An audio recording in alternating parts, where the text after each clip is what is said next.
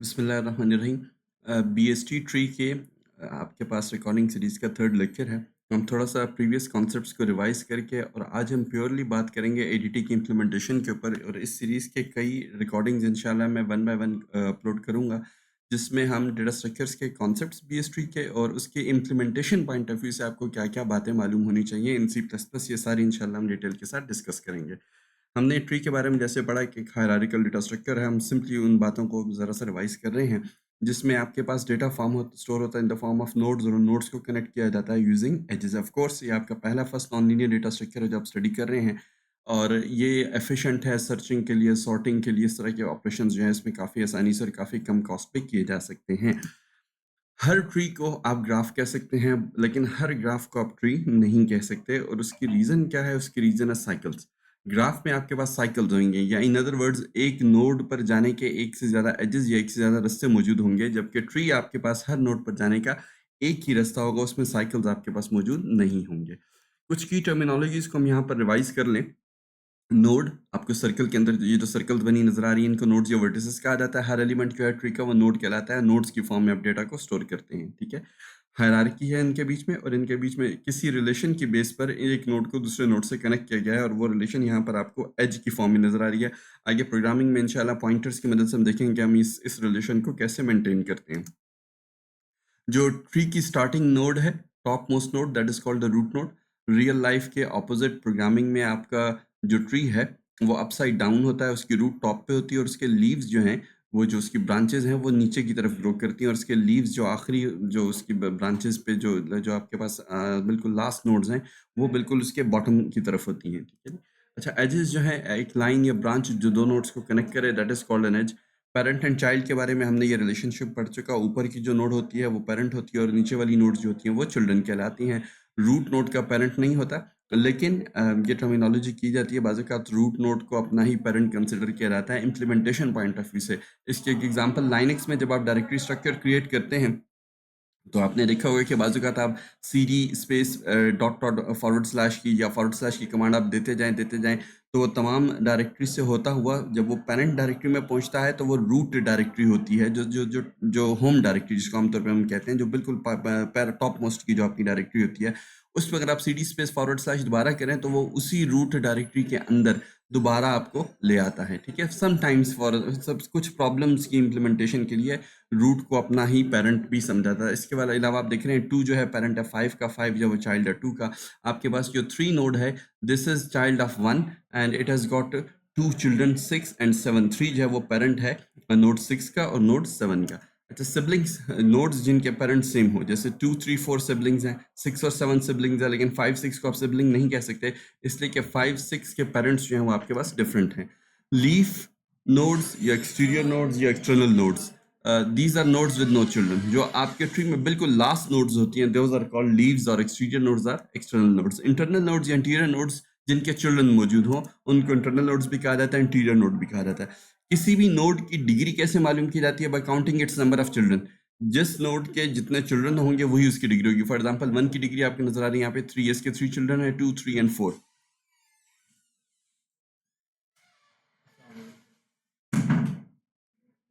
इस केस में आप देख रहे हैं कि 1 नोड जो है, अगेन उसके 3 चिल्ड्रन है, तो 1 की डिग्री आपके पास 3 है, ठीक है। इसी तरह आपके पास जो 3 नोड है उसके 2 चिल्ड्रन आपको नजर आ रहे हैं, 6 7 1, तो 3 की डिग्री आपके पास जो है वो 2 है, बिकॉज इट हैज 2 चिल्ड्रन। तो degree of a node is a very important concept, जो आगे चल के आपको ट्रीज में और ग्राफ्स की कई इंप्लीमेंटेशंस में भी काम आएगा।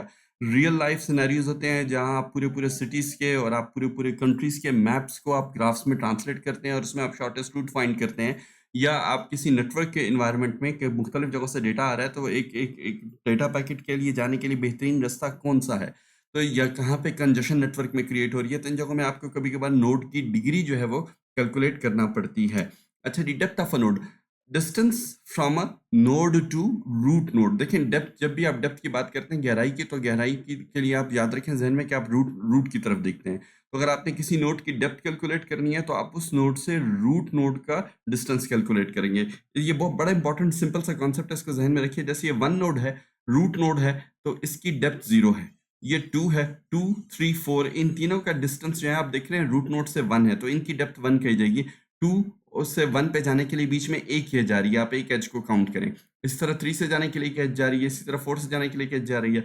इसी तरह अगर आप नोड नंबर 6 पे चले जाएँ, यहाँ पे ये वाली जो नोड है, तो इससे आप देखें रूट के काउंट करें 1, 2 आपके पास 2 एजेस हैं, तो इसकी डेप्थ जो है वो आपके पास क्या होगी 2 होगी।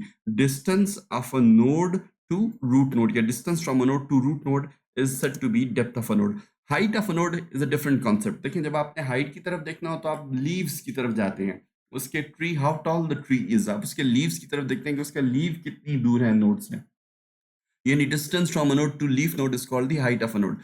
इस केस में अगर आप 1 को देखें, 1 की अगर आपने हाइट कैलकुलेट करनी है तो आप उससे लीफ नोड की से डिस्टेंस निकालें। आप देखें 1 2 3, इस तरह यहाँ से भी अगर आप आए तो 1 2 3 ये 3 एजेस आ रही हैं all the way up to the leaf node. तो 1 की हाइट जो है 1 नोड की वो आपके पास 3 है, लेकिन इसकी डेप्थ 0 है। इसी तरह अगर आप 3 नोड की बात करें, इसकी हाइट 1 2, लीफ से ये 2 एजेस अवे है, तो इसकी हाइट 2 है, लेकिन इसकी डेप्थ आपके पास 1 है क्योंकि ये रूट नोड से 1 एज अवे है, ठीक है। तो जब आपने डेप्थ काउंट करनी हो तो आप रूट नोड की तरफ कितनी एजेस जा रही हैं वो काउंट करते हैं, और जब आपने हाइट काउंट करनी हो तो लीफ नोड की तरफ कितनी एजेस जा रही हैं आप उसको काउंट करते हैं।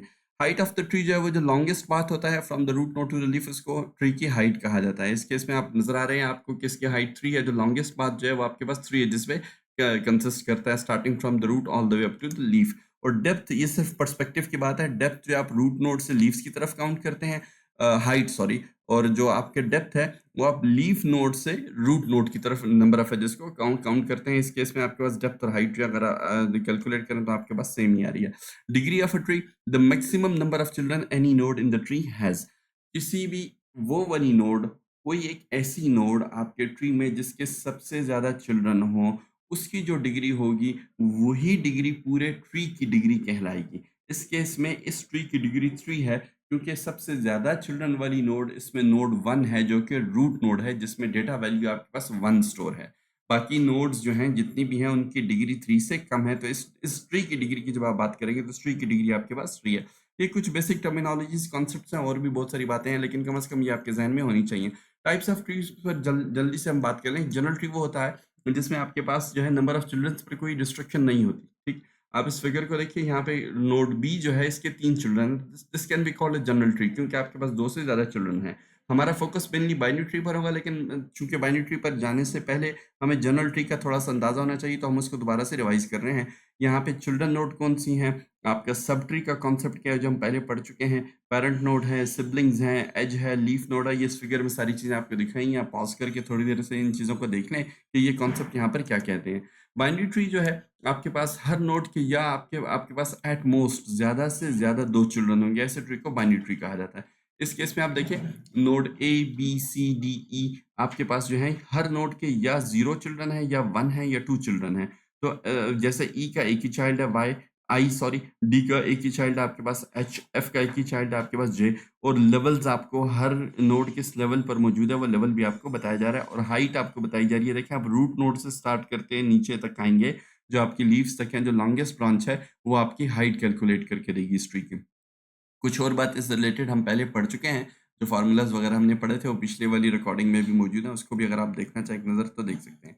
अच्छा जी, फुल बाइनरी ट्री या स्ट्रिक्टली बाइनरी ट्री, जहाँ पे हर नोड के 0 या 2 चिल्ड्रन होते हैं, ऐसे ट्री को फुल बाइनरी ट्री कहा जाता है या स्ट्रिक्टली बाइनरी ट्री कहा जाता है। डेटा स्ट्रक्चर्स की ज़्यादातर किताबों में जो ज़्यादा इस्तेमाल होने वाली टर्मिनोलॉजी है वो फुल बाइनरी ट्री है, स्ट्रिक्टली बाइनरी ट्री कम किताबों में मिलता है। 90% बुक्स जो हैं वो फुल बाइनरी ट्री को ही रेफर करती हैं। ऐसा कोई भी ट्री जिसमें हर नोड के एग्जैक्टली 0 या 2 चिल्ड्रन, आप देख रहे हैं इसमें हर नोड ए के भी 2 चिल्ड्रन हैं, बी के भी 2 चिल्ड्रन हैं, सी के भी 2 चिल्ड्रन हैं, इस तरह डी के भी आपके पास 2 ही चिल्ड्रन हैं। ये जे नोड हमने अलग से इससे अलग करके बनाई है, इसको आप ट्री का पार्ट मत समझिए। इस केस में आपके पास एवरी नोड हैज आइदर 0 और 2 children, so this is a full binary tree, ठीक है। जे कोई चाइल्ड नहीं है, ये थोड़ा सा ट्री क्रिएशन में ग्राफिक्स में थोड़ा सा एरर है, आप एच आई तक इसको समझिए। अच्छा, जिसके बाद ये आपके पास कंप्लीट बाइनरी ट्री है। कंप्लीट बाइनरी ट्री जो है उसमें ऐसा ट्री होता है जिसमें तमाम लेवल्स जो हैं वो फुली फिल्ड होते हैं, उसमें कोई गैप नहीं होता एक्सेप्ट द लास्ट गैप, और फिलिंग याद रखें होती है फ्रॉम लेफ्ट टू राइट। जिस तरह आप देख रहे हैं कि लेवल 0 पे एक रूट नोड है, ऑफ कोर्स लेवल फिल्ड है। उसके बाद लेवल 1 पे रूट नोड के एग्जैक्टली 2 चिल्ड्रन है, तो लेवल आपके पास ये लेवल भी फिल्ड है। लेवल 2 पे देखें बी और सी दोनों के 2-2 चिल्ड्रन है, तो ये भी आपके पास लेवल फिल्ड है। जो आपका लास्ट लेवल है वो आपके पास फिल्ड तो नहीं है, लेकिन अगर आप उसमें लेफ्ट से राइट जहां तक नोड्स मौजूद हैं उनके बीच में कोई गैप नहीं है। जैसे आप देखें डी के दो चिल्ड्रन हैं, एच एंड आई, और ई का एक चाइल्ड है जे जो कि लेफ्ट चाइल्ड है। अगर ये जे ई का राइट चाइल्ड होता तो लेफ्ट से राइट फिलिंग में गैप आ जाता। ठीक, तो फिर आप इसको कंप्लीट बाइनरी ट्री नहीं कह सकते। कंप्लीट बाइनरी ट्री आसान अल्फाज में एक ऐसा ट्री जिसमें सिर्फ लास्ट लेवल पर गैप्स हो सकते हैं, लेकिन लेफ्ट टू राइट यानी राइट साइड पे गैप आएगा, लेफ्ट में बीच में कहीं गैप नहीं आएगा, then it will be called a complete binary tree. जैसे इस केस में आप देखिए, अगर एच इसकी नोड ना होती, डी का चाइल्ड जो एच आपको नजर आया, अगर ये ना होती तो फिर भी आप इसको कंप्लीट बाइनरी ट्री नहीं कह सकते थे, क्योंकि इसके देखें लेफ्ट पे गैप आ जाता, यानी लास्ट नोड पे अगर राइट पे गैप आ जाए तो वो एक्सेप्टेबल है। ठीक है, और ऊपर वाले लेवल्स पर जो है कोई गैप नहीं होना चाहिए, लास्ट लेवल वाले लेवल पर राइट साइड पर गैप हो सकता है, इन बिटवीन या बिल्कुल लेफ्ट पे कोई गैप आपके पास नहीं हो सकता, then this is called a complete binary tree. Okay, carrying on, perfect binary tree, या in some books it is called a strictly complete binary tree, जिसमें तमाम इंटरनल नोड्स जो हैं उनके दो चिल्ड्रन हों और उसकी तमाम लीव्स जो हैं वो सेम लेवल पे हों, then it is called a perfect binary tree या स्ट्रिक्टली बाइनरी ट्री। देखें, आपके पास नोड ए डेप्थ 0 पर है, बी और सी डेप्थ 1 पर है, डी ई एफ जी तमाम लेवल्स फिल्ड हैं, कहीं कोई भी गैप नहीं, और तमाम लीव्स जो हैं वो सेम लेवल पर हैं। ऐसा नहीं कि कोई लीव जो है आगे नेक्स्ट लेवल पर और कोई पिछले लेवल पर हो, तमाम लीव नोड्स जो हैं वो सेम लेवल पे होना शर्त है। यानी परफेक्ट बाइनरी ट्री या स्ट्रिक्टली कंप्लीट बाइनरी ट्री क्या होगा, जिसमें तमाम नो लेवल्स कंप्लीटली फिल्ड हों और तमाम लीव्स जो हैं वो लास्ट यानी कि सेम लेवल पर हों, वो सेम लेवल पर पाए जाएं, then it's called a perfect binary tree या स्ट्रिक्टली कंप्लीट बाइनरी ट्री। और इसका डिफरेंस कंप्लीट बाइनरी ट्री से क्या होगा, कंप्लीट बाइनरी ट्री में लास्ट लेवल पर गैप्स आ सकते हैं ऑन द राइट साइड, जबकि परफेक्ट बाइनरी ट्री पर लास्ट लेवल पर भी गैप नहीं होते, तो ऑटोमेटिकली उसकी तमाम लीव्स जो हैं वो सारी की सारी लास्ट लेवल पर या सेम लेवल पर आ जाती हैं। इनकम्प्लीट बाइनरी ट्री, जो ऊपर से जो हमने प्रॉपर्टीज पढ़ी, जो इन प्रॉपर्टीज को सेटिस्फाई ना करता हो, then it is called incomplete binary tree. ठीक है, आपके पास कहीं बीच में गैप आ जाए, फॉर एग्जांपल इस ट्री को देखिए, अब देखें आपका लेवल 0 और लेवल 1 तो कम्प्लीटली फिल्ड है, लेकिन लेवल 2 पर आपके पास गैप आ गया और राइट साइड पे आ गया। 13 का लेफ्ट चाइल्ड है, 7 लेकिन राइट चाइल्ड नहीं है, तो that alone itself is sufficient to consider this tree, या डिक्लेयर दिस ट्री, या आप इसको क्या कहें, title, give it the title to this tree of what, incomplete binary tree. ठीक है, इस तरह आपके पास 7 के देखो लेफ्ट चाइल्ड नहीं है, लेफ्ट साइड पे गैप आ गया, 10 का भी आपके पास लेफ्ट चाइल्ड नहीं है, लेफ्ट साइड पे गैप आ गया। तो आपके पास जब लेफ्ट साइड पे गैप्स आ जाए, ऊपर या ऊपर वाले लेवल्स पर गैप्स आ जाए, then it is called a incomplete binary tree. ठीक है, ओके, बाइनरी सर्च ट्री हम पहले पढ़ चुके हैं। एक ऐसा ट्री जिसमें हर नोड का लेफ्ट चाइल्ड की वैल्यू स्मॉलर होती है और राइट चाइल्ड की वैल्यू ग्रेटर होती है। This is an example of a binary search tree. 8 का लेफ्ट चाइल्ड जो है 3 है और राइट चाइल्ड आपके पास 10 है। लेफ्ट वैल्यू छोटी है, राइट वैल्यू बड़ी है। 3 को आप देखें, इसका लेफ्ट चाइल्ड क्या है 1 और राइट चाइल्ड आपके पास क्या है 6। ठीक है, इसी तरह 6 का देखें, लेफ्ट चाइल्ड 4 स्मॉलर वैल्यू है, right child 7 greater value, so on and so on.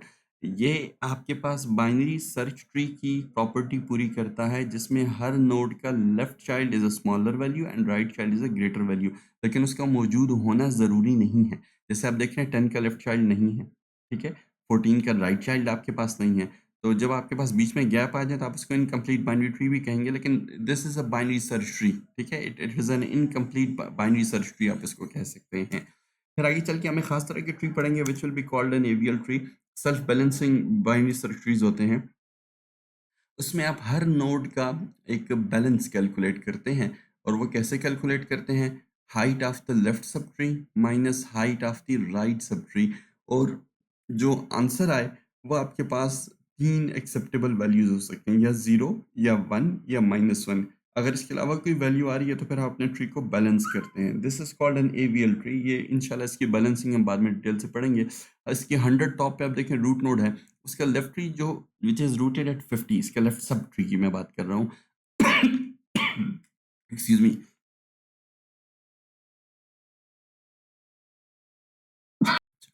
Excuse me, जी लेट्स कैरी ऑन। तो आपके पास जो 100 की रूट नोड है, उसका लेफ्ट सब ट्री जो है it is rooted eight node 50। तो अगर आप देखें 100 का लेफ्ट सब ट्री की अगर आप हाइट कैलकुलेट करें, तो अगर आप यहाँ से जाएँ तो आपके पास जो लॉन्गेस्ट पाथ जो है टू द लीफ नोड, वो क्या है आपके पास, अब देख रहे हैं आपके पास 1 2 3 3 एजेस हैं, आपने 3 एजेस काउंट की ना, उसके लेफ्ट सब ट्री की हाइट आपके पास आ गई 3, और इसमें अगर आप लेवल वाइज देखें तो लेवल 0, लेवल 1, लेवल 2 और ये आपके पास लेवल 3। तो अगर आपके पास में लास्ट लेवल 3 आ रहा है और राइट साइड वाले सब ट्री में अगर आप जाएं तो आपके पास 0, 1, 2 इसके 3 नोड्स हैं, या एजेस काउंट करें 1 एंड 2। रूट नोड के ऊपर कोई एज नहीं है तो हम 0 को इस तरह से काउंट करते हैं। 3 माइनस 2 आपके पास 1 आ गया, तो this is an acceptable value. आप हर नोड को एक वेट देते हैं और वो वेट कैलकुलेट किया जाता है left sub tree minus right sub tree. इस तरह अगर आप 50 को देखें तो इसका लेफ्ट सब ट्री जो है उसके हाइट क्या है, which is rooted eight node 50। अगर आप देखें तो उसकी हाइट आपके पास आ रही है 1। देखें 0, 1, इसके बाद एक ही है जब 1। और राइट सब ट्री की हाइट आपके पास this is this node itself. अगर आप यहाँ पे इसको रूट कंसिडर करें तो इट इज रूटेड एट 0। इसके बाद लेवल 1, लेवल 2, या जिसको काउंट करें 1 एंड 2, तो आपके पास ये इसके राइट सब ट्री की जो हाइट आ रही है वो 2 आ रही है। तो left minus right 1 minus 2 answer आपके पास आ गया -1। ये एक एक्सेप्टेबल वैल्यू है। इस तरह हर नोड का वेट कैलकुलेट किया गया है बाय कैलकुलेटिंग या bye subtracting the height of the left subtree minus the height of the right subtree and considering the answer. If the answer is either 0 or 1 or -1, then it is an acceptable value. आपका real tree balanced है, otherwise आपने उसको balance करना होगा। Okay, let's move towards it's ADT. और ADT की implementation में हम वन बाय वन जाके इस तमाम कोड के ऊपर बात करेंगे कि कैसे हमने इम्प्लीमेंटेशन करनी है। आपकी एक क्लास है नोड, उसके अंदर आप देख रहे हो तीन डेटा मेंबर उसके मेंबर्स हैं। उसके तीन क्लास नोड के, एक डेटा मेंबर है आपके पास, एक लेफ्ट पॉइंटर है और एक राइट पॉइंटर है। डेटा मेंबर में ऑफ कोर्स हम यूज़र की दी गई वैल्यू स्टोर करेंगे। लेफ्ट पॉइंटर में उसके लेफ्ट चाइल्ड का एड्रेस होगा, वो एज वाली बात, हमने कैसे दो नोड्स को आपस में कनेक्ट करना है। और राइट पॉइंटर में उसके राइट चाइल्ड का ऑफ कोर्स जो एड्रेस है वो हम स्टोर करेंगे। अब इस बात को ध्यान में रखिए कि जब भी नोड बनेगी तो डेटा मेंबर, ये कंस्ट्रक्टर क्या कर रहा है, आपके डेटा मेंबर को इनिशियलाइज कर रहा है वैल्यू से। यूजर ने वैल्यू दी है तो वो वैल्यू यहाँ पे स्टोर हो जाएगी, अदरवाइज डिफॉल्ट आर्गुमेंट की वजह से डेटा मेंबर हमेशा 0 से इनिशियलाइज होगा। जो आपका नेक्स्ट पॉइंटर है वो भी नल पीटीआर से इनिशियलाइज होगा, और जो प्रीवियस पॉइंटर है वो भी आपके नल पीटीआर से इनिशियलाइज होगा। बाद में फिर इंशाल्लाह जैसे जैसे नोड्स बनेंगी तो इन पॉइंटर्स को हम अपडेट करेंगे, लेकिन इनिशियल इनिशियलाइजेशन आपकी इस क्लास नोड की इसी तरीके से होगी।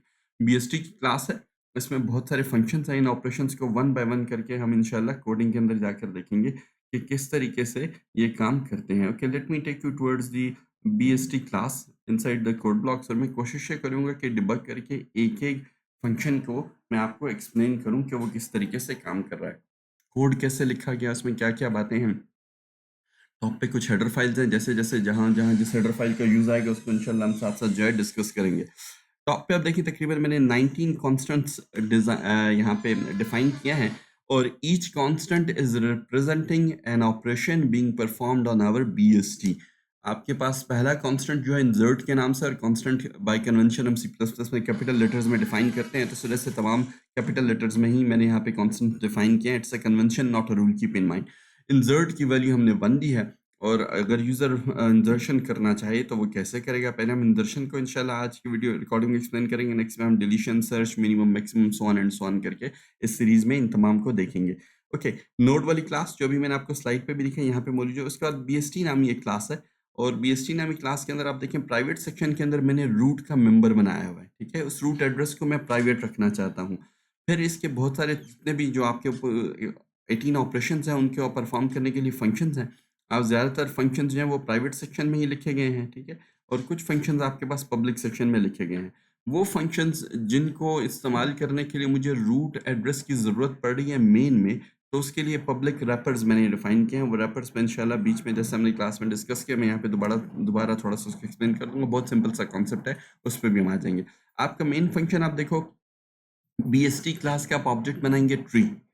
तो आप जब बीएसटी क्लास का ऑब्जेक्ट ट्री क्रिएट करेंगे, ये इसकी वजह से आपके पास ये कंस्ट्रक्टर जो है कॉल होगा, और कंस्ट्रक्टर में आपने सिर्फ इट्स वन लाइनर, आप उसके अंदर देखिए आपने रूट को इनिशियलाइज कर दिया किससे, नल पीटीआर से। फर्स्ट टाइम आपका प्रोग्राम रन होगा तो ऑफकोर्स आपका ट्री एम्प्टी है, तो रूट को आप इनिशियलाइज करेंगे नल पीटीआर से।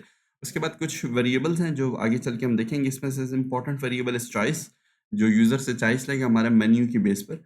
और एक डू वाइल लूप आपको नजर आ रहा है, करंटली हिडन है उसकी बॉडी, लेकिन अभी थोड़ी देर में आपको ये विजिबल हो जाएगी। इस डू वाइल लूप के अंदर इसकी तमाम कोडिंग है। इस डू वाइल लूप का सबसे पहला हिस्सा क्या है, वो आपको ये मेन्यू क्रिएट करके देगा, और इस मेन्यू के बेस पर हम यूजर से लेकर वो चॉइस लेंगे। अभी हमने चॉइस का वेरिएबल लेकर और स्विच करेंगे, चॉइस पर हमने जो फंक्शन परफॉर्म करना है उसको हम परफॉर्म करेंगे।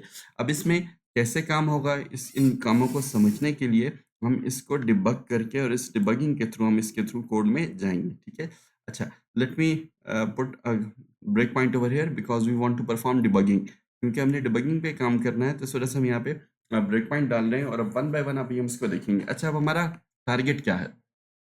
आपने देखा बीएसटी एक ट्री नामी क्लास का ऑब्जेक्ट है और फिर उस ट्री के नोड्स बनने के लिए नोड की क्लास के ऑब्जेक्ट साथ साथ क्रिएट होंगे। वो जैसे जब हम इंसर्ट फंक्शन में जाएंगे तो नोड क्लास के ऑब्जेक्ट जो है और उसके पॉइंटर्स जो है वो रूट को अपडेट करते रहेंगे साथ साथ। ठीक है, पहली नोड का एड्रेस आपके पास रूट में आ जाएगा, so on and so on, आप आगे चलते जाएंगे। लेकिन हमने जाने से पहले थोड़ा सा हम देख लें कि हमने कैसे इसके ऊपर काम करना है। ठीक है, हम कैसे क्या हम बनाना क्या चाह रहे हैं, तो उसके लिए हम एक छोटा सा अपना एक खाका यहाँ पे डेवलप कर लें ज़हन में और हमने ये देखना है कि ये ट्री कैसे बनेगा। We want to create this BST tree.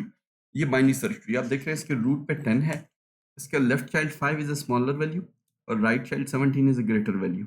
ये लेवल 1 की 2 नोड्स होंगी। लेवल 2 की अगली नोड्स अगर आप देखें, 5 के भी 2 चाइल्ड हैं, 2 एंड 8, और 17 के भी 2 चाइल्ड हैं आपके पास, 13 एंड 19। ठीक है, और उसके बाद 2 के 2 चाइल्ड्स आपके पास यहाँ पर आपको विजिबल हैं। वो 2 के 2 लेफ्ट चाइल्ड जो है उसका 1 which is a smaller value और राइट चाइल्ड जो है उसका वो आपके पास 3 है। ठीक है, greater which is greater than it's parent which is 2, और 8 का लेफ्ट चाइल्ड नहीं है, उसका एक ही राइट चाइल्ड पाया जाता है व्हिच इज़ 9। इस ट्री को हमने क्रिएट करना है यूजिंग आवर कोडिंग, और हम इसका ये देखेंगे कि इसका स्ट्रक्चर्स में ये एड्रेसेस कैसे आ रहे हैं, कहाँ पर आ रहे हैं, वन बाय वन हम इसमें मूव करेंगे। मेरी कोशिश ये है कि आपको इम्प्लीमेंटेशन पॉइंट ऑफ व्यू से एक्चुअल एड्रेसेस की भी समझ आ जाए कि वो काम किस तरीके से यहाँ पर किया जा रहा है। Okay, let's get back to the code. Let me open my coding window. अच्छा, अब यहाँ पर जब आपका हमने डिबगिंग करनी है, तो अब देखिए मैं स्विच मेन्यू के अंदर सबसे पहले हम स्टार्ट करना चाहते हैं अपना कॉन्सेप्ट बनाना चाहते हैं इंसर्ट के ऊपर। तो लाइन नंबर 293 पर मेरा ट्री डॉट इंसर्ट का मेथड कॉल हो रहा है, तो यहाँ पर मैंने ब्रेक पॉइंट कॉल कर दी। ठीक, इस ब्रेक पॉइंट को कॉल करने से पहले in fact let me remove it. मैं एक छोटा सा पहले यहाँ पे कॉन्सेप्ट आपको इसको और बता दूँ, जो कि आगे चल के इस कोड में काम आएगा। let me create one more function, a dummy function over here, ताकि ये थोड़ा सा आपका रिवीजन हो जाए। let me create a static member over here, static void, और let me call it test। ठीक है, मैंने एक static मेथड अपने क्लास के अंदर डाल दिया और उसके अंदर सिंपली मैंने कहा कि this is a static method, that's all. मैंने एक सिंपल सा कोड लिखा है। ये मैं क्यों लिख रहा हूँ ये भी आपको थोड़ी देर में समझ आ जाएगी। ओके, अब ये मेरे बाकी के तमाम मेंबर्स नॉन स्टैटिक हैं और एक मैंने टेस्ट नामी स्टैटिक मेथड बनाया। अब ये जब बीएसटी ट्री का ऑब्जेक्ट मैं क्रिएट करूंगा तो आपको पता है कि ऑब्जेक्ट के थ्रू आप मेंबर्स को कॉल करते हैं। तो यहाँ पे मैं ट्री डॉट मैं उस मेथड को कॉल करता हूँ और उस मेथड का नाम जो है, लेट मी सॉरी करेक्ट स्पेलिंग, यहाँ पे इसके मेथड का नाम हमने जो भी बनाया उसका नाम आपके पास था टेस्ट। ठीक है, और let me create a break point over here.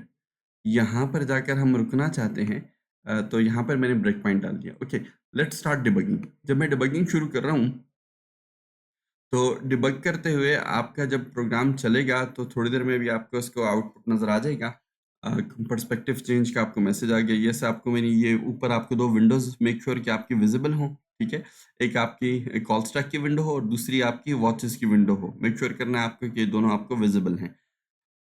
Okay, जो आपकी कॉल स्टैक की विंडो है उसमें आपको ये आइकन है, या आप जो है ना इस पे क्लिक कर लें इस आइकन पे, तो देखें ये कॉल स्टैक है चेक्ड है और ये वॉचेस चेक्ड है, यहाँ से आ जाएं।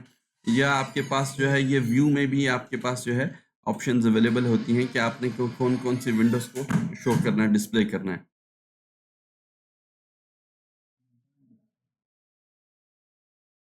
यहाँ पे आप देखिए डिबगिंग विंडोज़ है, उसमें कॉल स्टैक चेक्ड है और वॉचेस की विंडो भी आपके पास चेक्ड है।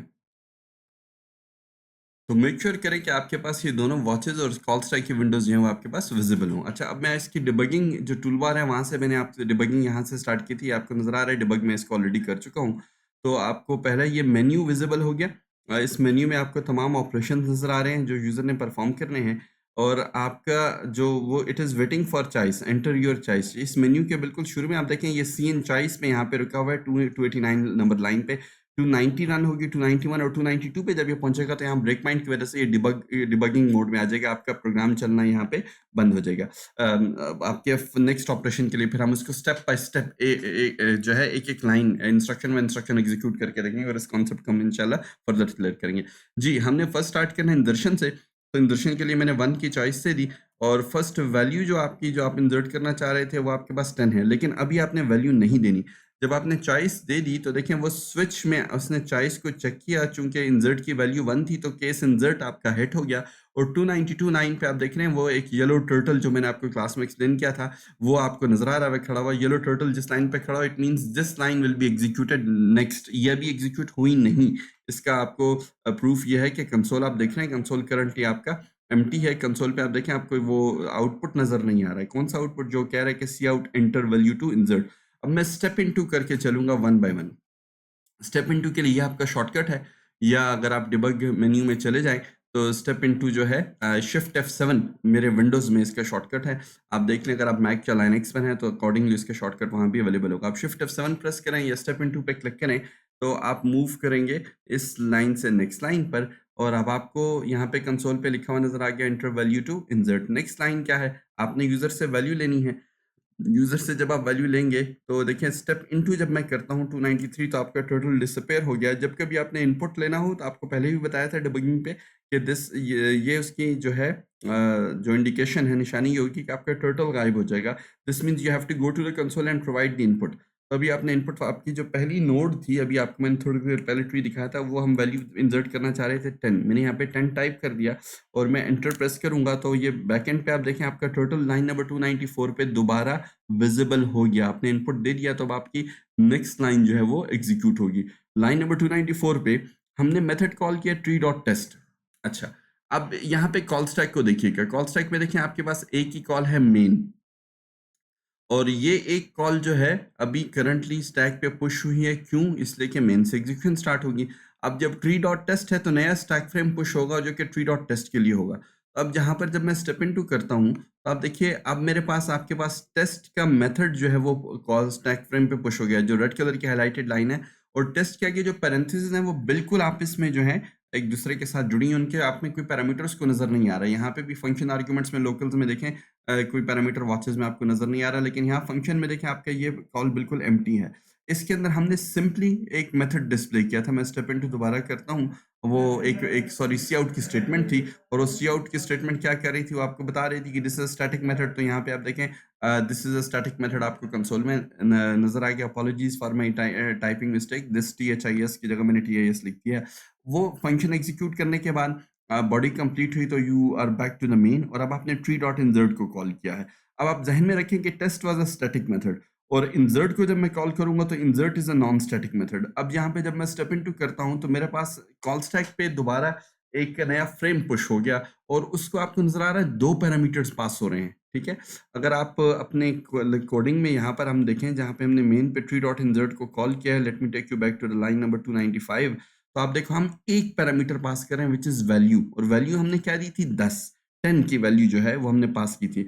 लेकिन जो कॉल स्टैक के टॉप पर आपको फ्रेम करंटली नजर आ रहा है, वो फ्रेम ये बता रहा है कि इस फंक्शन के पास दो पैरामीटर्स आ रहे हैं। ठीक है, ये आप लेफ्ट पे देखो लिखा हुआ है दिस, और राइट पे लिखा हुआ है वैल्यू। लास्ट टाइम जो मेथड था, जो स्टैटिक मेथड था टेस्ट को, उसको कोई भी पैरामीटर पास नहीं किया था तो कोई भी पैरामीटर वहां पे नजर नहीं आ रहा था।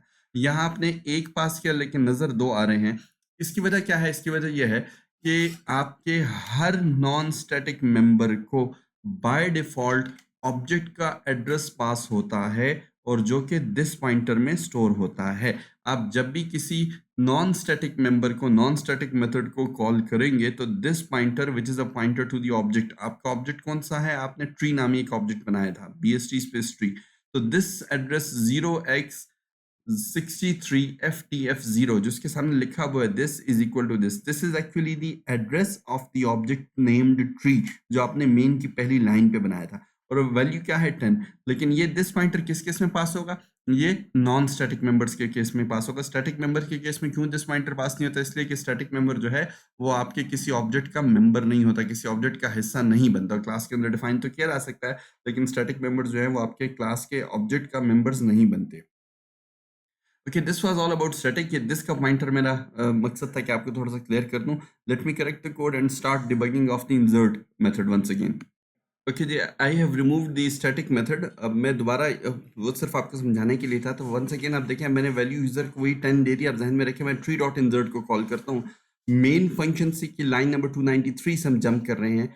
तो जब मैं यहाँ पे स्टेप इनटू करूँगा तो I will jump into the body of insert and taking one parameter of value, जो अभी हमने टाइप कंसोल पे हमने वैल्यू की दी थी वो आपके पास 10 दिया था।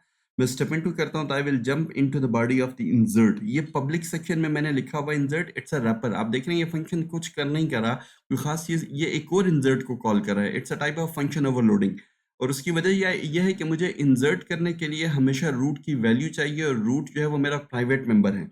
तो प्राइवेट मेंबर को मैं सिक्योर रखने के लिए पब्लिक उसको नहीं कर रहा मैं, बल्कि सिंपली मैंने उसके लिए एक पब्लिक मेंबर लिखकर, एक पब्लिक रैपर लिखकर उससे प्राइवेट फंक्शन को दोबारा कॉल कर लिया। यही फंक्शन जो है इंसर्ट के नाम से मैंने प्राइवेट सेक्शन में दोबारा लिखा है, और इसको क्लास के अंदर जो है पब्लिक सेक्शन में भी आप रूट मेंबर को एक्सेस कर सकते हैं। तो विद इन द क्लास यहाँ से मैंने रूट पास कर दी और साथ ही वैल्यू पास कर दी। मैं इंसर्ट को दोबारा कॉल करूँ, आप देख रहे हो जो टॉप पे कॉल स्टैक के टॉप पर कॉल पड़ी है BST इंसर्ट रेड कलर में जो आपको नजर आ रहा है हाईलाइटेड। उसके दो पैरामीटर्स हैं, वैल्यू आपने पास की थी 10, और दिस बाय डिफॉल्ट पास हो रहा है 0x63ftf0 which is the address of the object for which this method is being called. और वो ऑब्जेक्ट कौन सा है आपके पास? ट्री नामी ऑब्जेक्ट है। Okay, if you step into once again, तो इस दफा आप देखें इंसर्ट को दो मेंबर्स पास कर रहे हैं, एक रूट उसका आपने इनिशियलाइज किया था null ptr से, दूसरा वैल्यू 10। तो जब मैं स्टेप इनटू करता हूं तो I will move inside the body of the insert, और ये इंसर्ट फंक्शन जो है ये इंसर्ट करते हुए ये रिकर्सिवली काम करेगा। अगर अब इसमें तीन केसेस हैं, अगर पहली नोड इंसर्ट कर रहे हैं तो रूट नोड है, आपके पास root equals to null ptr, ये कंडीशन ट्रू होगी और आप नई नोड इंसर्ट कर देंगे। सेकंड केस, अगर वैल्यू छोटी है तो आपने उसके लेफ्ट पे इंसर्ट करना है, तो रिकर्सिवली आप कॉल कर रहे हैं और नोड बनने के बाद उसका एड्रेस रूट के लेफ्ट पॉइंटर में स्टोर कर रहे हैं। और अगर आप बड़ी वैल्यू दे रहे हैं तो नोड का एड्रेस जो है आप दोबारा रिकर्सिवली देखें कॉल करके इंसर्ट को नोड बना के उसके एड्रेस उसके राइट पॉइंटर में स्टोर कर रहे हैं, और आखिर में आप इस ट्री की रूट जो है वो रिटर्न कर रहे हैं। अब ये सारा काम कैसे हो रहा है, इसकी एक्चुअल वर्किंग इम्प्लीमेंटेशन समझने के लिए हम स्टेप इनटू करके स्टेप बाय स्टेप इसमें से गुजरेंगे। Late me show you. Hopefully, I am sorry, मेरी कंसोल ने जो है ना विंडोज को हाइड किया हुआ था। I am inside the body of the insert function now. Line number 25 पे मेरा कर्सर जो है वो रुका हुआ है टर्टल। उसमें पहला केस, ये कंडीशन आपको ट्रू है, आप राइट साइड पे देखें। रूट जो है ये वैल्यू आपने 10 पास की, और रूट जो है वो 0x0, इट मीन्स इसमें नल पड़ा हुआ है, ठीक है। बाकी की अगर आपने चीज़ें देखनी हो तो आप यहाँ से एक एक करके वेरिएबल की वैल्यू देके आप साथ साथ चेक भी कर सकते हैं। फॉर एग्जाम्पल मैं कहूँ इसको कि मुझे रूट का लेफ्ट पॉइंटर भी शो करो, जब वक्त आएगा तो इंशाल्लाह हम इसको भी देखेंगे कि कैसे बन रहा है। और मैं इसको कहूँ कि रूट का मुझे राइट पॉइंटर शो करो, और रूट के थ्रू आप जो है डेटा के को भी एक्सेस कर सकते हैं कि डेटा में क्या पड़ा हुआ है। तो रूट के डेटा के थ्रू भी आप जो है ये बात देखेंगे। वैल्यू तो हमारे जनरल मेंबर, एक्चुअल मेंबर जो मेंबर ऑब्जेक्ट के अंदर स्टोर होगा, that is going to be data. इन तमाम चीज़ों को हम देखेंगे कि ये कैसे फाइंड हो रही है। ओके, अब आप देखिए रूट की वैल्यू आपको नल पास हुई है, रूट के अंदर करंटली उसका कंस्ट्रक्टर कॉल हुआ था तो उसमें नल स्टोर है, वैल्यू आपने 10 पास की है। Root equals to null ptr, ये कंडीशन ट्रू है लाइन 25 जहाँ पे करंटली मेरा टर्टल पॉइंट कर रहा है। जब ये कंडीशन ट्रू है तो रिटर्न कर रहे हैं आप न्यू नोड वैल्यू। रिटर्न करो एक नई नोड क्रिएट करके, और क्या रिटर्न करो? इस नई नोड का एड्रेस। तो रिटर्न से पहले आपके पास ये न्यू नोड वैल्यू, ये स्टेटमेंट क्या करेगी? ये नोड क्लास का कंस्ट्रक्टर कॉल करेगी। यानी आप जब ये स्टेटमेंट मैं रन करूंगा तो इसमें राइट मोस्ट पार्ट पहले एग्जीक्यूट होगा which is new node value. हम लाइन 25 से उस लाइन पे जंप कर जाएंगे जहां नोड का कंस्ट्रक्टर लिखा हुआ है। तो मैं इसको अगर स्टेप इनटू करता हूं तो आई विल जंप, देखें from line 25 to jump on to line 29। जब मैं लाइन 29 पे जंप करता हूं तो मुझे नोड का कंस्ट्रक्टर एग्जीक्यूट हो रहा है, एक नया कंस्ट्रक्टर इज अ फंक्शन। जब भी फंक्शन कॉल होता है तो कॉल स्टैक के टॉप पे नया स्टैक फ्रेम पुश होता है। तो अभी आप देखो टॉप पे स्टैक फ्रेम नया पुश हुआ नोड के नाम का, रेड कलर हाईलाइटेड है उसके अंदर। अब आप देखें दिस जो पास हो रहा है उसकी वैल्यू है 0xe736d0। ये दिस मुझे बता रही है कि ये जो अननेम्ड नोड का ऑब्जेक्ट बन रहा है due to the new operator, ये ऑब्जेक्ट मेमोरी में किस एड्रेस पर बन रहा है। इसका डेटा मेंबर में हम क्या स्टोर कर रहे हैं? वैल्यू विच इज 10, और इसका लेफ्ट पॉइंटर किससे इनिशियलाइज हो रहा है? null ptr से, और राइट पॉइंटर किससे इनिशियलाइज हो रहा है? null ptr से। तो ये नोड का कंस्ट्रक्टर जब आपका रन होगा तो एक्चुअली आपकी नोड इस केस में बनेगी eight which address? Eight the address hexadecimal 0x। 0x क्या शो करता है कि ये एड्रेस आपके पास क्या है? हेक्साडेसिमल है। 736D0 और ये 0x736D0 कहाँ है? ये आप वॉचेस विंडो में देखो राइट साइड पे दिस की वैल्यू है, या आप अपने कॉल स्टैक के टॉप पे देखो जो नोड का कंस्ट्रक्टर है उसमें पहला जो पॉइंटर जो पहला पैरामीटर पास हुआ है वो बाय डिफॉल्ट दिस का पैरामीटर है और उसके सामने भी ये वैल्यू लिखी है। इसका मतलब है ये एड्रेस जो है ये एक्चुअली मेरी नोड का एड्रेस है 0xe7360 E736D0 ठीक है। इस एड्रेस पे जाकर मेरी नोड बन रही है।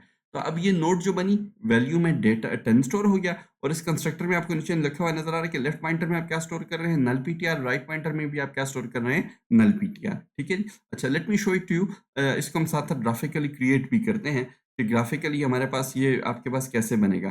तो अब अगर आप आ जाओ यहाँ पर और आप अपना जो है इस जो हमने शुरू में ट्री स्ट्रक्चर क्रिएट किया था हम अपनी पहली नोड 10 क्रिएट करने जा रहे हैं। इसका मतलब ये है कि ये जो मेरी नोड बनी है इसके डेटा मेंबर में आपके पास जो वैल्यू जो है जो स्टोर हो गई वो डेटा मेंबर में वैल्यू यहाँ पर आपके पास क्या आ गई, आपने डेटा मेंबर में 10 पास कर दिया और ये नोड बाय इटसेल्फ ये नोड कहाँ पे स्टोर हुई है मेमोरी के अंदर, इसका अपना एड्रेस क्या है वो एड्रेस जानना जरूरी है। वो आपके पास क्या है, वो है आपके पास 0x आपके पास था ई, लेट मी राइट दिस ताकि हमें याद रहे, E736D0 ये वो एड्रेस था जो दिस के पॉइंटर में नजर आ रहा था मेमोरी में। इस एड्रेस पे जाके एक्चुअली ये नोड क्रिएट हो रही है और इसके यहाँ पर भी आपके पास नल स्टोर था और यहाँ पे भी आपके पास जो वैल्यू स्टोर थी वो आपके पास क्या था नल पीटीआर। इसका लेफ्ट और राइट पॉइंटर जो है वो नल पीटीआर से इनिशियलाइज हो गया ठीक है।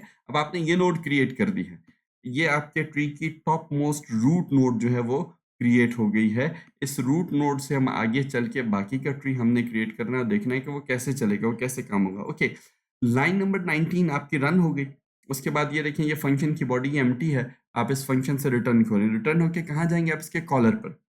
इसका कॉलर ये आपके सीरियल नंबर 1 पे नजर आ रहा है, वो इंसर्ट का मेथड है और उसके किस लाइन पे आप जाएंगे, लाइन नंबर 25 पे। तो जब मैं स्टेप इनटू करता हूँ तो याद रखिए यहाँ पे लिखा हुआ है कि आप इसके कॉलर इंसर्ट पे जाएंगे लाइन नंबर 25 पर। तो क्या स्टेप इनटू करने के बाद you are back into insert but not on line 25 to line 31। क्यों, इसको आपने कॉन्सेप्चुअली जरूर समझना है। इसलिए कि आपके पास लाइन 25 पे जो एग्जीक्यूशन है वो क्या है, वो रिटर्न है और रिटर्न कहाँ पे ले जाता है आपको, क्लोजिंग ऑफ द फंक्शन जो कि लाइन नंबर 31 पे है, ये जो क्लोजिंग कर्ली ब्रैकेट है ठीक है। तो इस रिटर्न की वजह से आप लाइन 31 पे चले जाएंगे और इस रिटर्निंग वैल्यू की क्या बन जाएगी आपके पास कॉपी, और रिटर्निंग वैल्यू क्या है, वो उस नोड का एड्रेस था जो कि आपको पास हुआ था 0xe736D0। वो 0x जो था E736D0 ये उस हमारी पहली रूट नोड का एड्रेस जो है ये आपका रिटर्न हो जाएगा। तो इसकी इस स्टेटमेंट के रन होने की वजह से आपके पास जो है कॉल स्टैक के टॉप पे मौजूद स्टैक फ्रेम डिलीट हो जाएगा और आप इसके कॉलर की तरफ मूव करेंगे और इसका कॉलर भी आपके पास कौन है, दोबारा अगेन इंसर्ट ही है ठीक है।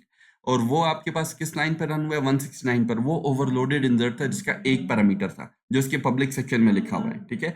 और ये टॉप पे वाला जो इंसर्ट है ये भी वही ओवरलोडेड इंसर्ट है लेकिन इसके दो पैरामीटर्स हैं जो कि इसके प्राइवेट सेक्शन में लिखा है। और अभी हम यानी इसका नीचे वाला कॉलर जो है ना ये डिफरेंट फंक्शन है, ये रिकर्सिव कॉल नहीं है। आपको कैसे पता चला कि number of parameters are different, top वाली कॉल में आपके पास 3 पैरामीटर्स है और नीचे वाली कॉल में आपके पास 2 पैरामीटर, ये दोनों ओवरलोडेड फंक्शंस हैं। एक इसके प्राइवेट सेक्शन में लिखा हुआ है to access the and manipulate the root member, और इसके पब्लिक सेक्शन में लिखा हुआ है एज अ रैपर, जिससे हम सिंपली इसकी मदद से हम इस प्राइवेट सेक्शन के मेंबर को कॉल करके रूट को एक्सेस कर सकते हैं। Okay let me click on the step into. जब मैं स्टेप इनटू पे क्लिक करता हूं तो ये क्लोजिंग बॉडी है, आपने स्टैक फ्रेम को रिमूव करके इस पब्लिक रेपल वाले इंसर्ट के लाइन नंबर 169 पर मूव करना है। तो जब मैं स्टेप इनटू करूं तो मैं लाइन नंबर 169 एग्जीक्यूट हो गई, जो रूट का एड्रेस रिटर्न हुआ यहाँ पर आप देख लें वो यहाँ लिखा हुआ है ठीक है।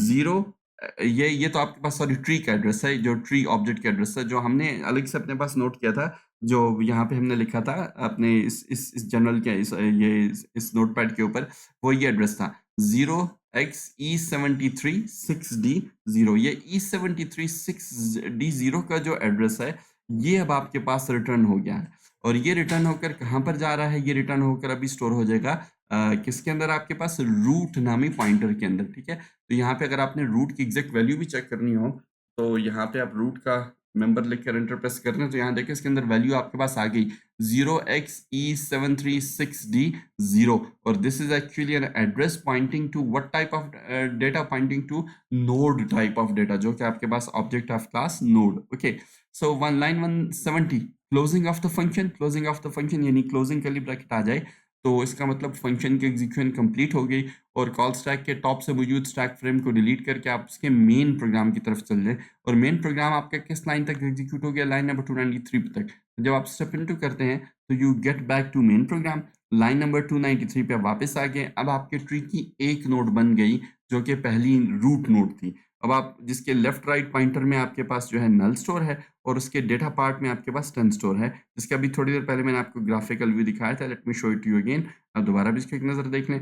ये आपके पास के डेटा बीच में देखें 10 लिखा हुआ है, लेफ्ट में नल इनिशियलाइज हो गया, राइट में नल इनिशियलाइज हो गया और ये इस नोड का अपना एड्रेस है। अब आप अपने आगे लेके चलना है। नेक्स्ट नोड जो हम इंसर्ट करना चाहते हैं 5 और वो ऑटोमेटिकली हमने कोड ऐसे लिखा हुआ है कि वो इस रूट नोड का लेफ्ट चाइल्ड बनेगी क्योंकि हम BST बाइनरी सर्च ट्री बना रहे हैं। तो अगर छोटी वैल्यू आ जाए पेरेंट से तो वो उसका लेफ्ट चाइल्ड बनती है। अच्छा, तो लेफ्ट चाइल्ड बनाने के लिए अब फर्दर इस पर हम दोबारा आगे डिबगिंग करते हैं। Let's carry on to line number 294। Break आपको पता है कहाँ ले जाता है, आपको स्विच से बाहर। तो जब मैं ब्रेक हिट होगी 294 तो हम उस लाइन पे जंप करेंगे, that will be outside the switch body. अब स्विच बॉडी यहाँ पर क्लोज हो रही है 387 पर। 388 पर मैं लूप को रिपीट करने से पहले अपना स्क्रीन पे ज़्यादा जंबल नहीं रखना चाहता, उसको आउटपुट को ज़रा क्लियर रखना चाहता हूँ। तो 388 पे मैंने थोड़ा सा क्लियरेंस के लिए कोड लिखा है। मैंने कहा कि अगर यूज़र एग्जिट नहीं होना चाह रहा, यानी उसने एग्जिट की चॉइस नहीं दी, जो कि हमारे पास चॉइस नंबर आई थिंक 19 थी, तो उसके अलावा किसी भी और चॉइस पर आप पहले जो कुछ है स्ट्रिंग पे वो क्लियर कर दो ताकि नया ऑपरेशन पिछले ऑपरेशन के साथ मिक्स ना हो जाए। यूजर को मैसेज दिया press any key to continue और एक फंक्शन कॉल किया underscore get ch। This function is defined inside the header file with the name of conio.h console input output.h hash include conio.h। ये top पे आपको header file नजर आ रही है। ये आपके पास एक लेगेसी सी फंक्शन है, ये विंडोज बेस्ड कोड है, ये लाइनक्स पर नहीं चलेगा। लाइनक्स पे आप थोड़ा सा सर्च करके, अगर आप लाइनक्स बेस्ड ऑपरेटिंग सिस्टम पे काम कर रहे हैं तो फिर आपने इस कोड को थोड़ा सा अलग तरीके से लिखना है। conio.h के अंदर getch का फंक्शन जो है वो डिफाइंड है।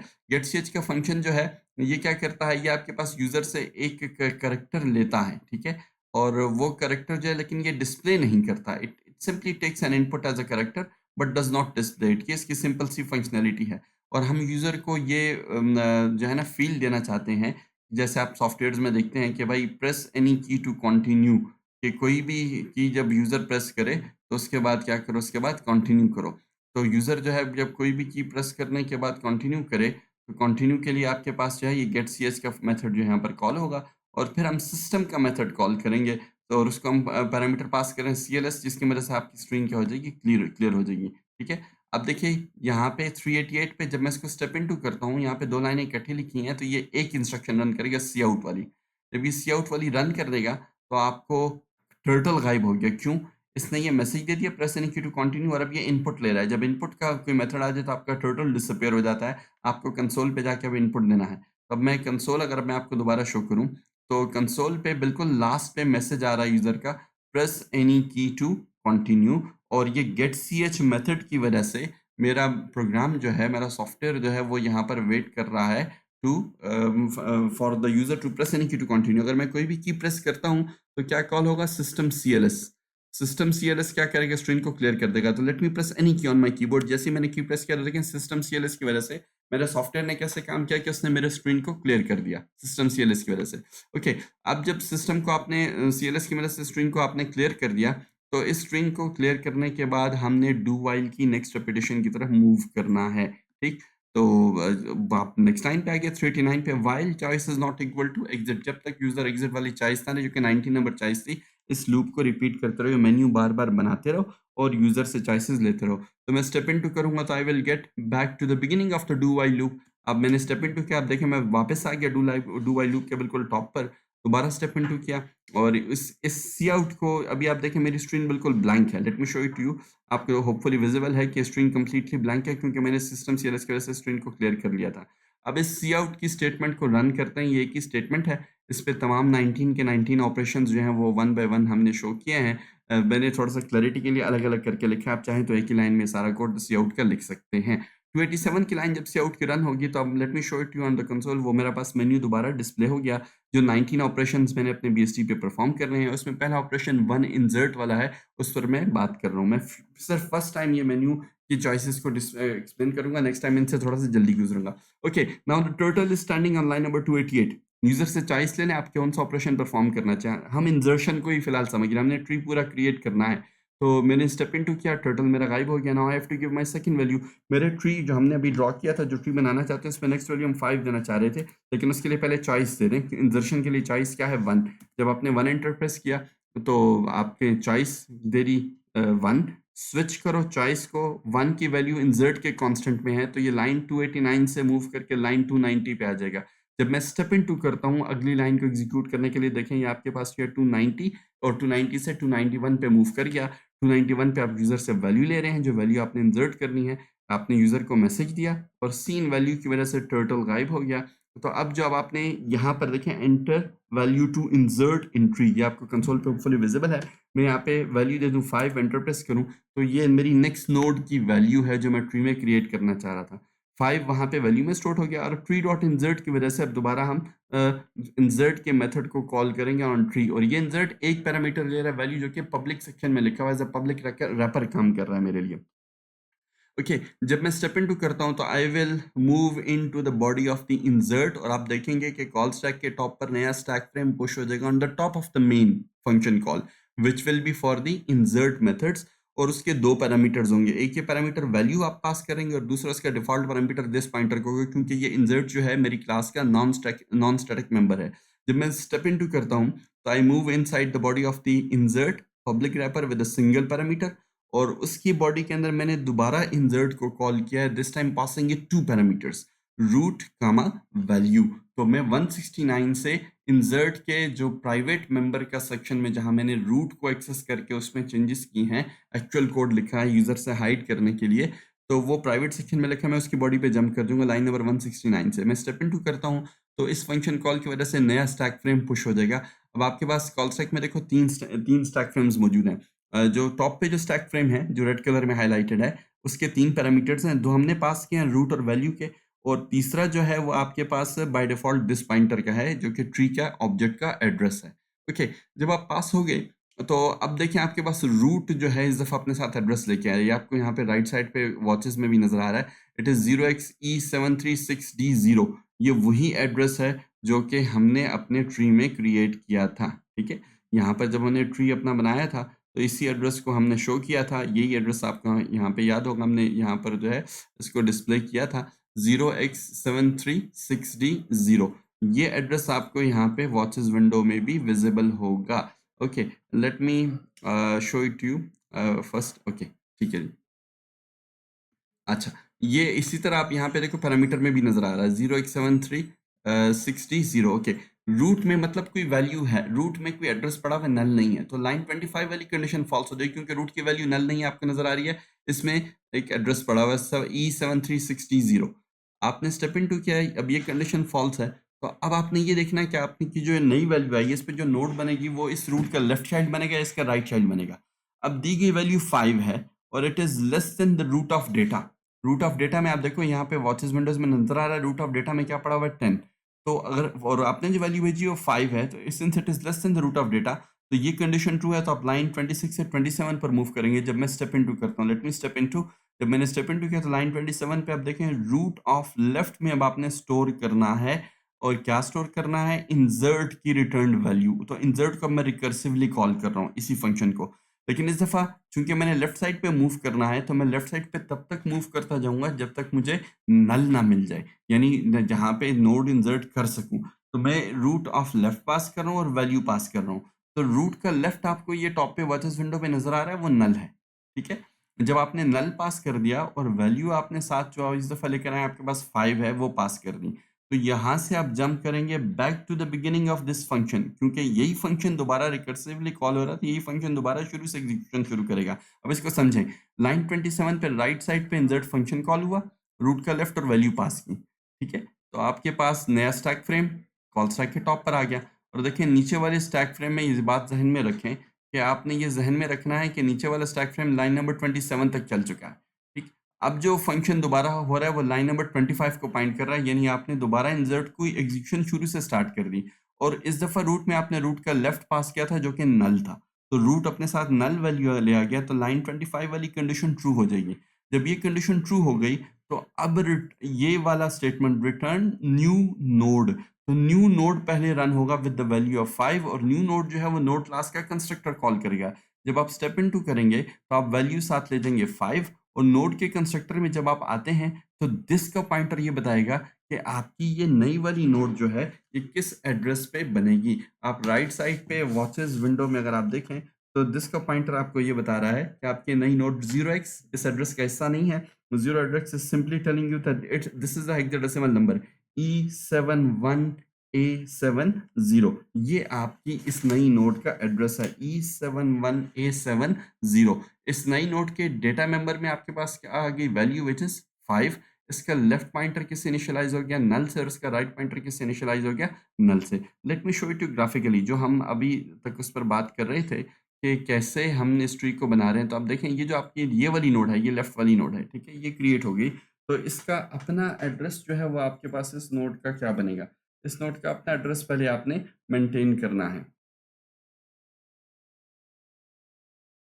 ओके, तो अब देखिए आपके लेफ्ट पे जो नोड बनी है उसका एड्रेस दिस के पॉइंटर्स में जो पता है 0xe71a70 है। इसके डेटा पार्ट में आपने जो वैल्यू आपने पास की वो 5 है। इसका नल पॉइंटर जो लेफ्ट पॉइंटर जो है वो आपका इनिशियलाइज हो गया नल से और इसका राइट पॉइंटर भी जो है वो आपका इनिशियलाइज हो गया नल से। अब ये लेफ्ट नोड बन गई। अब आपने इसे ये इस नोड को इसका लेफ्ट चाइल्ड बनाना है क्योंकि 5 इज स्मॉलर देन 10, ठीक है। तो इसका मतलब ये है कि ये एड्रेस जो है ये इसके लेफ्ट चाइल्ड में स्टोर हो जाएगा। नल जो है वो रिप्लेस होगा इस नीचे दिए गए एड्रेस के साथ। Okay, let's get back to the code blocks. मैं दोबारा coding let me open my coding window. जब कोडिंग विंडो आप दोबारा ओपन करें तो आप देखें लाइन 19 ये आपका कंस्ट्रक्टर रन हो गया। इसकी बॉडी के अंदर हमने कुछ लिखा नहीं, ये नोड जो भी आपको मैंने शो किया वो नोड क्रिएट हो गई at the address of E71A70 with the data value of 5, left pointer is null and right pointer is null. तो अब ये जब आपका फंक्शन की एग्जीक्यूशन कंप्लीट होगी तो आप इसे कॉलर की तरफ मूव करेंगे। इसका कॉलर जो है इंसर्ट है और किस लाइन पे जाएंगे लाइन नंबर 25 पे। तो अब देखिए हमने कॉलर के लाइन 20 इंसर्ट के लाइन 25 पे जाना है। जब मैं स्टेप इनटू करता हूँ तो लाइन 25 के बजाय मैंने जंप कर दिया लाइन 31 पे। And why is that, that is due to the return statement. Return statement जो है वो आपको क्लोजिंग ब्रैकेट की तरफ ले जाती है और क्लोजिंग ब्रैकेट की तरफ जाते आप रिटर्निंग वैल्यू का कॉपी बनाते हैं। इस केस में आपकी रिटर्निंग वैल्यू जो थी वो that was the address of the new node that you just created which was E71A70 या 0xe71A70। वो जो आपने नई नोड क्रिएट की उसका एड्रेस की कॉपी बन गई और इस स्टैक फ्रेम को डिलीट कर दिया और आपने इसके कॉलर की तरफ जंप किया। अब इसका कॉलर स्टैक के टॉप पे देखें, ये स्टैक फ्रेम जब रिमूव होगा तो इसके कॉलर की लाइन नंबर 27 पे जंप करेंगे। हम लाइन नंबर 27 पे जाएंगे और हम इस नई नोड का एड्रेस लेके जाएंगे, ठीक है। जब आप इसको यहाँ पे स्टेप इनटू करते हैं स्टैक फ्रेम रिमूव हुआ, आप इसके कॉलर की तरफ आए। अब देखिए लाइन 27 के बजाय अगेन अब आप कहाँ पे मूव कर रहे हैं 30 पर। क्यों? लाइन 27 पर आपने क्या किया, लाइन 27 पर जब आप वापस आए तो आप नई नोड का एड्रेस ले आए। अब पहले इसको समझिए, जो इसने आपको शो नहीं किया लेकिन मैं आपको यहाँ पे एक्सप्लेन कर देता हूँ। लाइन 27 पे आप नई नोड का एड्रेस लाए विच वाज EX71A70 और ये एड्रेस आपने रूट के लेफ्ट में शो स्टोर किया है, ठीक है। Root is pointing to EX0xe7360। Let me show it you graphically. यानी हुआ क्या लाइन 27 पर, लाइन 27 पर आपने ऐसे किया कि अब आपने इस नोड के इस एड्रेस को रूट के लेफ्ट में स्टोर करना है। तो इस एड्रेस को रूट के लेफ्ट में स्टोर करने के लिए आप नल को ओवरराइड करेंगे, यानी ये जो नल का पॉइंटर है ये आपके पास यहाँ से रिमूव हो जाएगा और इस पॉइंटर की जगह आपके पास ये जो लेफ्ट नोड का एड्रेस है उसका एड्रेस आ जाएगा। यानी दिस विल बी 0xe71A70। यानी इन अदर वर्ड्स हमारी ये एज क्रिएट होगी। ये रूट नोड और लेफ्ट चाइल्ड के बीच में आपका लिंक बन गया और ये एज ये शो कर रही है कि ये इसका लेफ्ट चाइल्ड है। इस लेफ्ट चाइल्ड को क्रिएट करने के बाद जो है अब हम ये देखें, ये यहाँ पे जब इसने रूट के लेफ्ट में स्टोर कर दिया तो इसने जंप किया लाइन 27 से लाइन किस पर 30 पर। क्यों? ये इफ पार्ट रन हो गया है। जब इफ रन हो जाए तो एल्स तो रन नहीं होता, तो लाइन 28 और 29 को इसने स्किप किया और सीक्वेंस में चलते अगली लाइन जो रन हो रही है दैट इज लाइन नंबर 30, और आपने दोबारा रूट का एड्रेस जो है रिटर्न कर दिया। रूट का एड्रेस वही है, पहली रूट का एड्रेस है E0XE7360, वो हमने चेंज नहीं किया। हमें हमेशा रूट के थ्रू ट्री के तमाम नोड्स को एक्सेस करना है, तो हम इस हर दफ़ा रूट का एड्रेस जो है स्टोर कर रहे हैं। अच्छा, जब रिटर्न होगा तो हम लाइन 31 पे मूव कर देंगे, और लाइन 31 की वजह से आपके पास ये स्टैक फ्रेम जो है ये कॉल स्टैक के टॉप से रिमूव हो जाएगा और आप इसके कॉलर की तरफ मूव करेंगे। इसका कॉलर इंसर्ट है, ये रिकर्सिव कॉल वाला नहीं, ये इसका पब्लिक रैपर वाला इंसर्ट है, जो कि ओवरलोडेड इंसर्ट है। पब्लिक सेक्शन में लिखा है, उसके 2 पैरामीटर्स आप देख रहे हैं, टॉप वाली कॉल के 3 पैरामीटर्स हैं। तो मैं इस फंक्शन के लाइन नंबर 169 पे रिटर्न करूंगा। लेट मी स्टेप इनटू।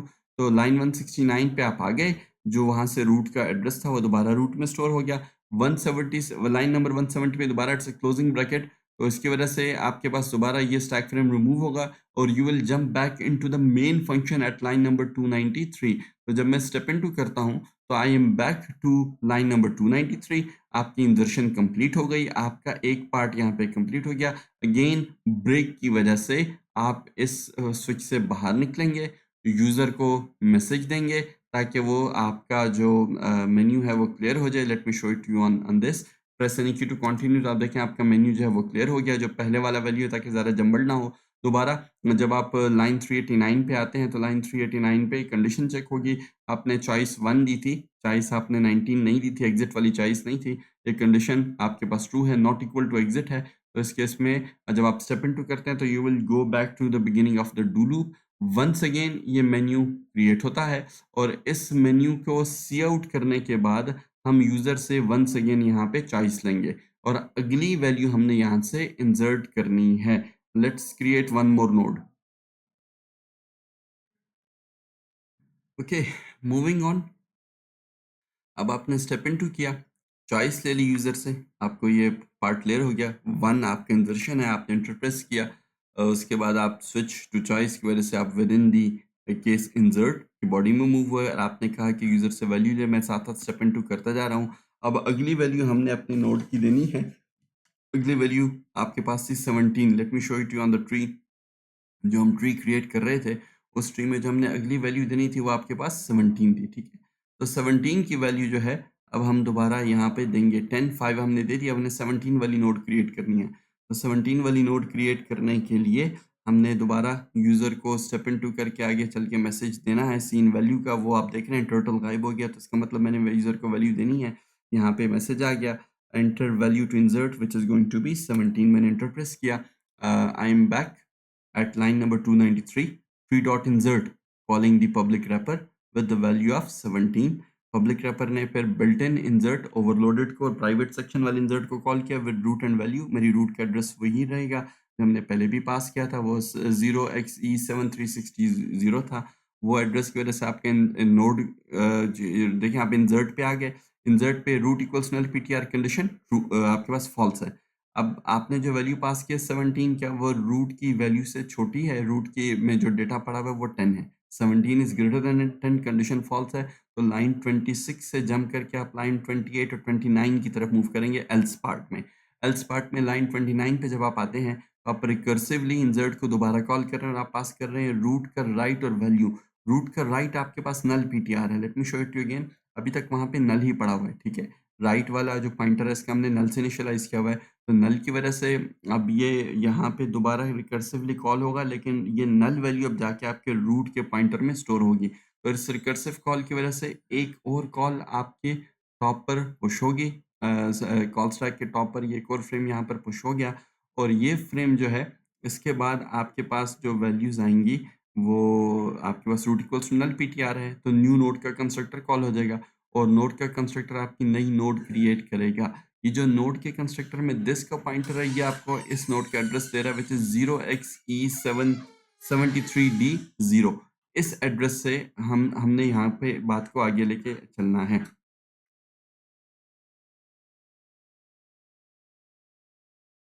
ओके जी, I am sorry, I had to pause the recording in between, कुछ काम की वजह से। I will continue from where I left. Line number 19 पे आप खड़े हैं, आपने नोड क्रिएट किया है, वैल्यू 17 पास किया है, उसका लेफ्ट पॉइंटर नल है और राइट पॉइंटर भी नल से इनिशियलाइज हो जाएगा। तो अब ये जो नोड मेमोरी में जिस जगह पे बनी है उस मेमोरी का एड्रेस आपको दिस पॉइंटर से मिलेगा। जो आप अपनी कॉल स्टैक के टॉप पे जो रेड कलर के हाइलाइटेड स्टैक फ्रेम है, इसको ट्रेस करें। इसके फंक्शन कॉल के जो पैरेंथेसिस हैं, उसमें पहला पैरामीटर दिस है, जिसमें इस नोड का एड्रेस लिखा हुआ है राइट साइड पे। यहाँ आपको वॉचेस विंडोज में भी नजर आ जाएगा 0xe73dc0। इसका मतलब ये है कि ये जो आपने नोड अभी क्रिएट की है, let me show it you graphically, जो मैं हम यहाँ पर देखें, ये आपने 0xe73dc70 यहाँ पर ये नोड आपकी क्रिएट हुई है। और इसके अंदर जो हमने डेटा पास किया है, वो डेटा आपके पास क्या पास हुआ है, यहाँ पर आपके पास डेटा जो है वो पास हुआ है 17। तो इसका डेटा मेंबर जो है वो आपका इनिशियलाइज हो जाएगा 17 से साथ। इसका लेफ्ट पॉइंटर भी आपके पास नल हो जाएगा और इसका राइट पॉइंटर भी आपके पास नल हो जाएगा। अब रिकर्सिवली कॉल करते हुए हम वापस आएंगे और ये वाला जो आपका नल है, ये राइट पॉइंटर यहाँ पर आपके पास अपडेशन होगी। वो अपडेशन अब कैसे होगी, अब उसको हमने देखना है। तो उसको देखने के लिए let's get back to code blocks. Let me open my code blocks window. अब आप देखिए लाइन नंबर 19 जब आपकी रन होगी, आपका कंस्ट्रक्टर रन हो गया, नोड बन गई, तो लाइन 20 की यहाँ पे, सॉरी यही लाइन 19 पे ये इसकी बॉडी है, ये इसकी बॉडी की जो क्लोजिंग ब्रैकेट है, इसकी वजह से आपका ये स्टैक फ्रेम डिलीट हो जाएगा और आप इसकी कॉलर की तरफ जंप करेंगे। इसका कॉलर इंसर्ट फंक्शन है और इंसर्ट फंक्शन के किस लाइन पर आप जंप बैक कर रहे हैं, let me show it to you. आपको जंप बैक करना चाहिए टू लाइन नंबर 25, ये जहन में रखिएगा। हमने अब इसके कॉलर इंसर्ट की तरफ वापस जाना है टू लाइन नंबर 25।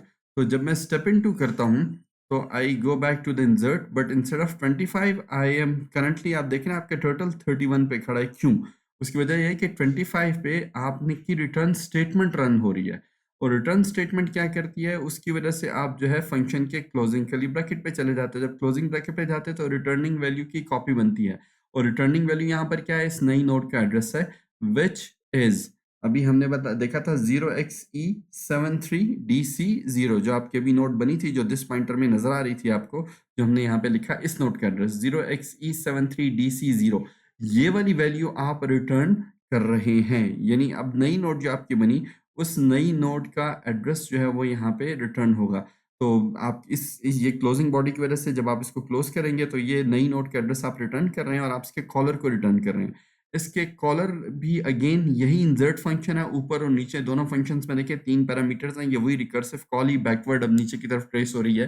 तो और इसका कॉलर क्या आप किस लाइन पे जाना चाहिए, लाइन नंबर 29। इसके कॉलर में आप एल्स की बॉडी से, लाइन नंबर 29 में देखें ना, आप एल्स की बॉडी के से आप रन आए थे, तो अब ये वाला जो आप वैल्यू रिटर्न कर रहे हैं वो जाके लाइन नंबर 29 में रूट के राइट पर स्टोर हो जाएगा। तो जब मैं स्टेप इन टू करता हूँ तो मुझे लाइन नंबर 29 पर जाना चाहिए, लेकिन I am at line number 30, यानी 29 एग्जीक्यूट हो गई। तो अब क्या हुआ, जब आप वापस आए तो 29 पे जो आप नई नोड के एड्रेस लाए थे वो रूट के राइट पर स्टोर होगा। रूट के राइट पर कैसे स्टोर होगा, लेट्स सी इट ग्राफिकली जब आप यहाँ पर आ जाए तो ये आपकी रूट नोड है। इस रूट नोड के राइट वाला जो पॉइंटर है उसके अंदर आपके पास इस नई नोड का एड्रेस आ गया, विच इज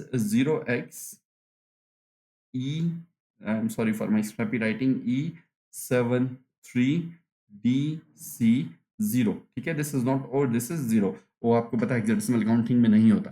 तो E73DC0 ये आपके पास राइट नोड का, तो अब आपने इस तरह समझना कि आपकी ये एज क्रिएट हो गई, ये इसका राइट चाइल्ड बन गया, यानी अब आपकी लेफ्ट एज और राइट एज क्रिएट होगी ड्यू टू दिस पॉइंटर्स। अब आपने फर्दर इंजर्शन करनी है। अब इस ट्री को देखते हुए हमने देखिए 10 इंसर्ट किया है, 5 इंसर्ट किया है और हमने यहाँ पे 17 इंसर्ट किया। तो अब हम यहाँ पे इंसर्ट करना चाहते हैं 2। नेक्स्ट नोड जो आप इंसर्ट करना चाह रहे हैं that is going to be 2।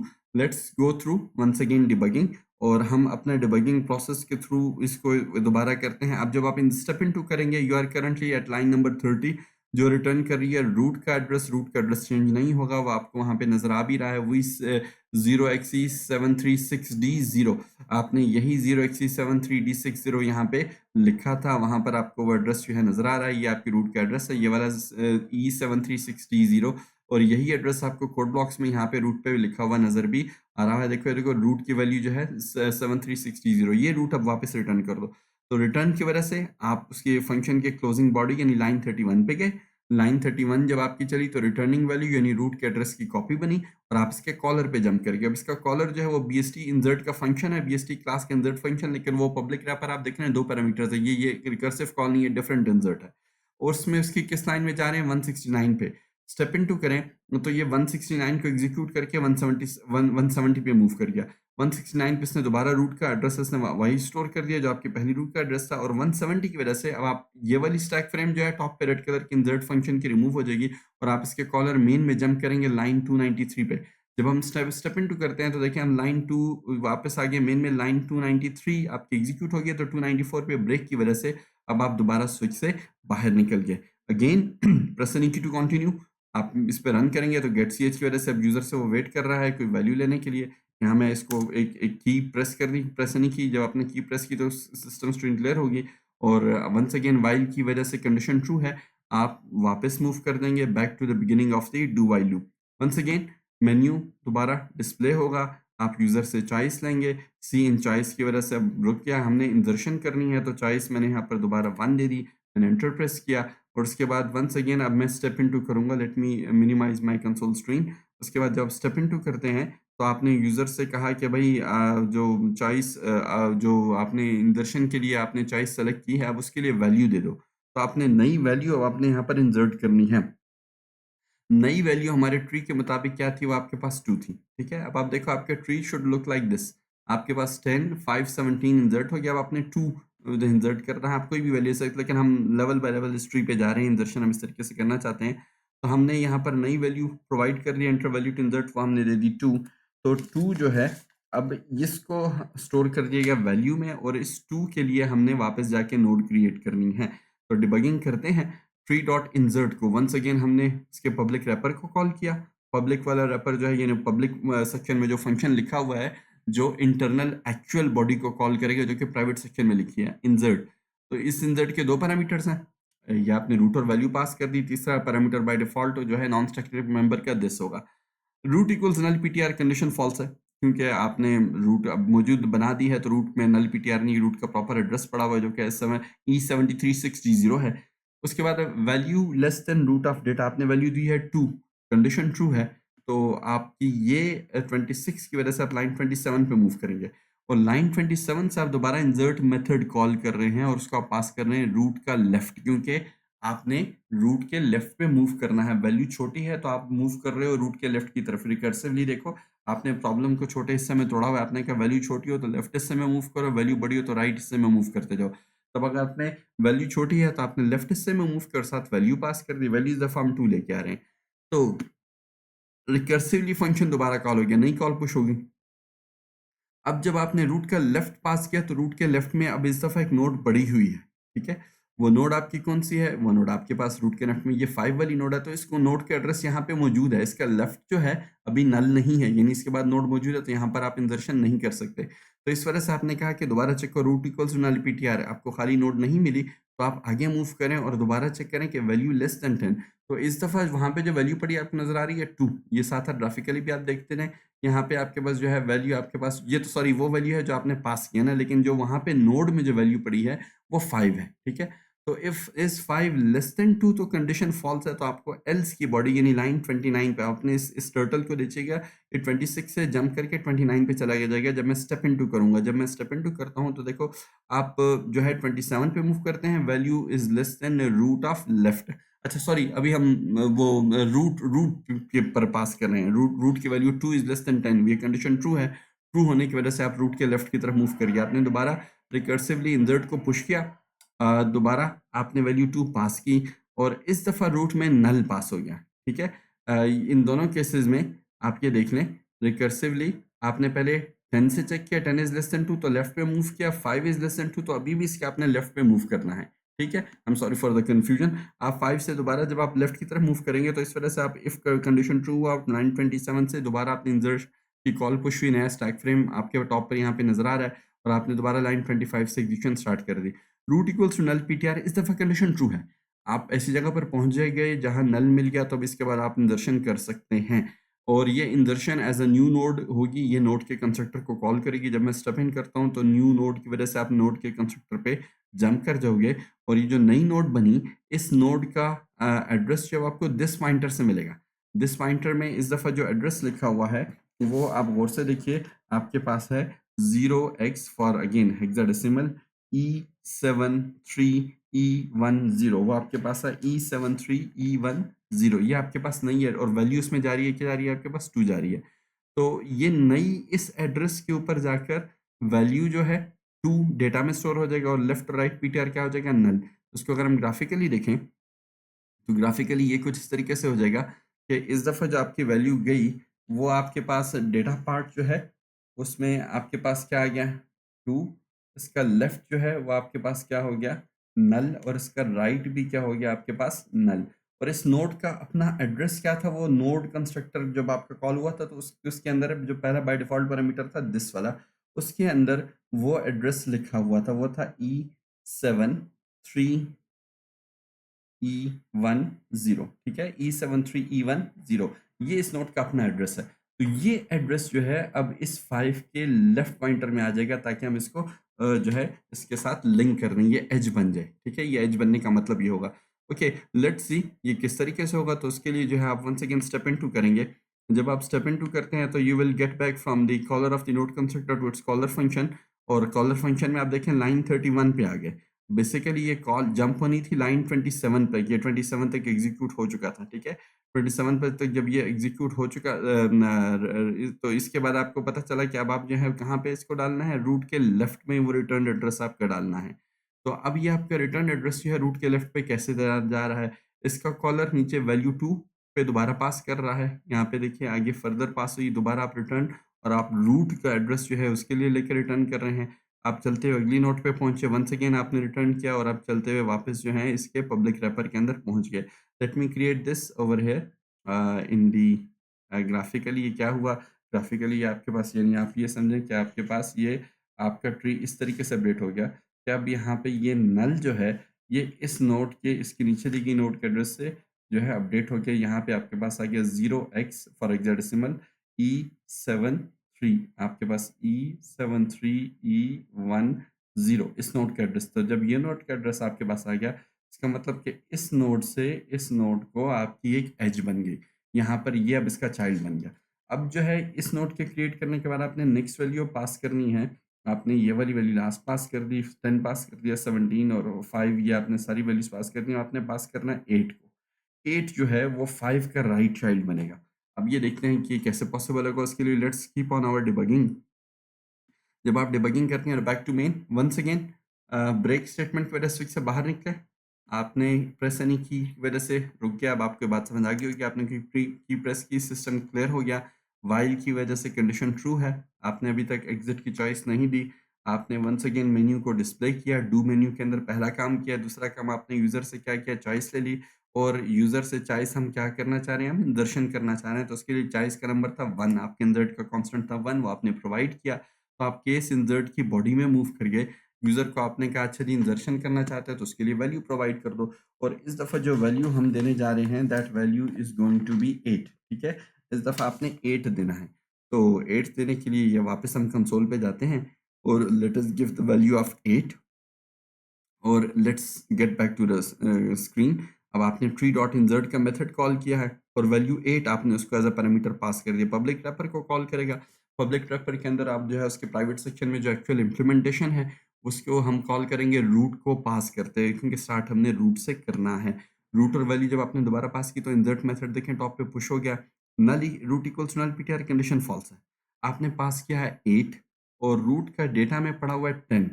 10 is जो आपका जो 8 है इट इज लेस देन 10, तो आपकी ये वाली अगली वाली कंडीशन ट्रू है। जब 26 वाली कंडीशन ट्रू है तो आप 27 पे मूव कर गए और आपने रिकर्सिव कॉल पुश कर ली रूट ऑफ लेफ्ट।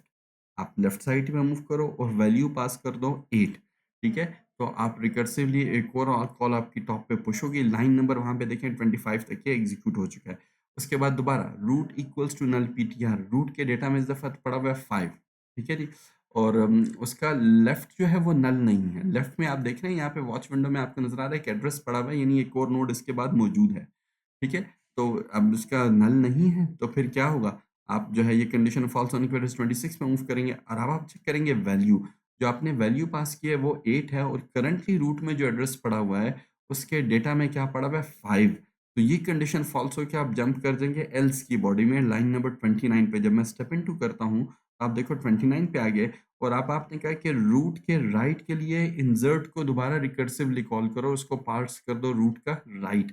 अब अगर आप देखें करंटली जहाँ आप पहुँचे हैं, जब मैं स्टेप इनटू करता हूँ तो ये दोबारा रिकर्सिव कॉल जब पुश होती है, तो रूट के राइट में यहाँ पर कोई नोड नहीं है। यानी आप यहाँ अभी जिस नोड पर पहुँचे हैं, ये वाली नोड 5 के राइट पे देखो कुछ नहीं है, तो यहाँ नल पीटीआर पड़ा हुआ था। अब ये कंडीशन आपके पास ट्रू हो जाएगी। तो नल जब आपके पास हो गया, तो अब रिटर्न न्यू नोड, अब आपने नई नोड बनानी है, लेकिन एक्चुअल राइट वाले चाइल्ड पर जो उसकी प्रॉपर जगह थी वहां जाकर आपने बनाई। उसके लिए आपने कंस्ट्रक्टर को कॉल किया। जब आप कंस्ट्रक्टर को कॉल करते हो, तो अब भी इस नई नोड का एड्रेस सबसे पहले आपने देखना है। नई नोड का एड्रेस आपको कहाँ से मिलेगा? दिस पॉइंटर से। तो अब ये नोड का कंस्ट्रक्टर जो है, इसकी बॉडी में कुछ भी नहीं लिखा हुआ, लेकिन आपने इस इनिशियलाइजर लिस्ट जो दी है, उसमें आपने यहाँ पर नई नोड क्रिएट करी। तब आपको कॉल स्टैक के टॉप पे जो स्टैक फ्रेम पुश्ड है, जहाँ उसमें आपको रेड कलर में हाइलाइटेड नजर आ रहा है, उसमें सबसे पहला पॉइंटर जो है वो आपके पास दिस पॉइंटर है, उसकी वैल्यू है 0xe73e60। ये एड्रेस है नई वाली नोड के जो अभी क्रिएट हुई है मेमोरी में, जिस जिस बाइट में जहाँ से उसकी क्रिएशन स्टार्ट हुई है, ये उस बाइट का एड्रेस है। उसमें वैल्यू जो पास हो रही है वो क्या है? 8 है, और उसका लेफ्ट और राइट आपके पास इनिशियलाइज हो जाएगा नल पीटीआर से। तो अगर हम इसको ग्राफिकली देखना चाहें, तो ग्राफिकली देखिए ये इस तरीके की सिचुएशन हो गई कि अब ये वाली जो नोड है, यहाँ पर आप पहुँच गए हैं और इसका एड्रेस जो है वो अब आपने शो करना है कि इसका एड्रेस क्या है। इसका एड्रेस हमने क्या कहा था? E73E60, ठीक है? E73E60 ये इस नई नोड का एड्रेस है। तो यहाँ पहुंचकर अब आप इसका यहाँ पे हम साथ जो है एड्रेस स्टोर कर लेते हैं, इसके ऊपर लिख लेते हैं ताकि हमसे भूले ना। 0x for hexadecimal once again, और E7360 ये इस नई नोड का एड्रेस है, ठीक है? और इस नई नोड में के डेटा पार्ट में क्या आ गया? 8। इसके लेफ्ट पॉइंटर में आपके पास नल आ गया, और इसके राइट पॉइंटर में भी आपके पास नल आ गया। यहाँ पे ये स्पेस की कमी की वजह से मैंने थोड़ा सा एल कम डाल दिया, ये आ गया। अब ये वाला जिस नोड का एड्रेस है E7360, ये इसके राइट पॉइंटर में आना चाहिए। जब ये इसके राइट पॉइंटर में आ जाएगा, तो यहाँ पहुंचकर आपकी ये राइट एज जो है वो क्रिएट हो जाएगी। यानी आपका ये वाला नोड जो है, इसका राइट पॉइंटर इस नोड को पॉइंट करना शुरू हो जाएगा। आपने एक राइट एज क्रिएट कर दी, ठीक है? ये आपकी वो एज की एक्चुअल सूरत हाल इस तरीके से होगी। ओके, लेट्स सी अब ये किस तरीके से की बैक ट्रैकिंग आपने ज़रा ध्यान से करनी है। बैक ट्रैकिंग जब भी आप करें तो मेक श्योर करें कि आप अपनी कॉल्स को देखें। मैं बार बार इसलिए रिपीट कर रहा हूँ। अब देखें, जब आपका ये नोट चल जाएगा तो इसके नीचे पहले गौर से पढ़िए कि इसका कॉलर इंसर्ट है और उसकी किस लाइन पे जाना है? लाइन नंबर 25 पे। Keep this in your mind. तो जब मैं स्टेप इन करूँगा तो मुझे इंसर्ट फंक्शन की लाइन 25 पे जाना चाहिए। इस बात को अपने ज़हन में रखना है। जब मैं स्टेप इन करता हूँ तो देखिए, मैं इंसर्ट फंक्शन की लाइन 25 के बजाय कहाँ पे आपका टर्टल नज़र आया? 31 पर। क्यों ऐसा हुआ? कीप इन माइंड कि लाइन 25 पे इसने रिटर्न किया है, और रिटर्न की वजह से आप कहाँ पे जंप करके? क्लोजिंग बॉडी पे। जब क्लोजिंग बॉडी पे आप मूव करते हैं तो आप रिटर्निंग वैल्यू की कॉपी बनाते हैं। इस केस में आपकी जो रिटर्निंग वैल्यू है वो नई नोड का एड्रेस था। वो नई नोड का एड्रेस की आपने कॉपी बनाई और इस स्टैक फ्रेम को डिलीट करके इसके कॉलर की तरफ मूव कर गए। अब नई नोड का एड्रेस इसके कॉलर को रिटर्न करना है, और इसके कॉलर की किस लाइन तक चल चुके हैं? लाइन नंबर 29 तक। तो जब मैं स्टेप इनटू करता हूं तो मुझे दोबारा इसी इंसर्ट के लाइन नंबर 29 पर जाना है और अपने साथ लेके जानी है नया नोड का एड्रेस। मैंने स्टेप इनटू किया। अब देखें, लाइन नंबर 29 एग्जीक्यूट होगी, लाइन 30 पे आ गया। लाइन 29 पे क्या एग्जीक्यूट हुआ? ये जो नई नोड का एड्रेस आया है, उसको करंटली रूट में जो एड्रेस पड़ा हुआ है उसके राइट पॉइंटर में स्टोर कर दो, ठीक है जी? करंटली जो उस कॉल के लिए जो रूट का एड्रेस था, उस कॉल के लिए रूट का एड्रेस जो है वो क्या था? वो अभी आपको टॉप को नजर नजर आ रहा है, 0x63ftf0, ठीक है जी? ये आपके पास उस नोड का एड्रेस है। उसके पास जो है ना, उस एड्रेस उस नोट पे चले जाओ, और उसके राइट पॉइंटर में जो है ना, आप ये वाला एड्रेस जो है स्टोर कर दें। तो आप उस कॉल के लिए जाकर इस एड्रेस को अपडेट कर देंगे। यानी इन अदर वर्ड्स अगर मैं कहूँ, तो आपके पास ये जो नई नोट का एड्रेस है 0xe7360, ये यहाँ पे अपडेट हो जाएगा। इस कॉल के लिए आप यहाँ पे जाके इस एड्रेस को इस तरीके से, थोड़ा सा एड्रेस में ऊंच नीच हो भी गई, लेकिन अगर आप जो है उसको कॉन्सेप्ट्स आप समझ गए हैं, तो फिर that is the main point कि आपके पास एक्चुअल जो है डेटा वो कहाँ पर स्टोर हो रहा है। E736, I think it is E0, यहाँ पर एक ई शायद मुझे रह गया है।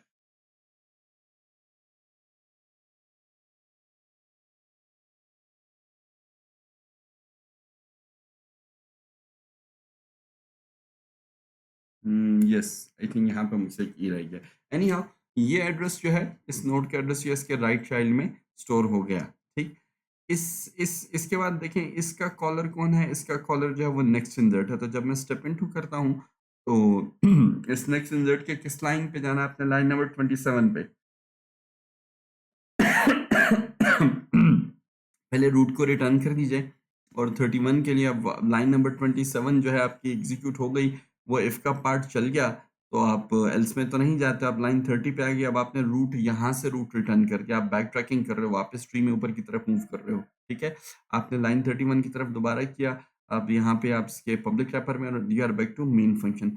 आई will do just one more insertion and I hope you will be able to follow this entire procedure by yourself. आप खुद इसको क्रिएट कर सकेंगे इस तरीके से। वंस अगेन आपने स्क्रीन को क्लियर करने के लिए कोई एक की प्रेस करनी है, आपने की प्रेस की, स्क्रीन क्लियर हो गई और यहाँ से स्टेप इनटू करके आगे चलिए। डू के शुरू में दोबारा मेन्यू को डिस्प्ले कीजिए, एंटर योर चॉइस। आप यूज़र से कहेंगे कि चॉइस दे दो, यूज़र आपको जब चॉइस प्रोवाइड कर दे तो आप आगे चलेंगे। आपने चॉइस यहाँ पर क्या दे दी, चॉइस आपने यहाँ पर दे दी 1। ठीक है, फॉर इंसर्टिंग अ वैल्यू, और इस दफ़ा जो वैल्यू आपने इंसर्ट करनी है वो आपकी है 13।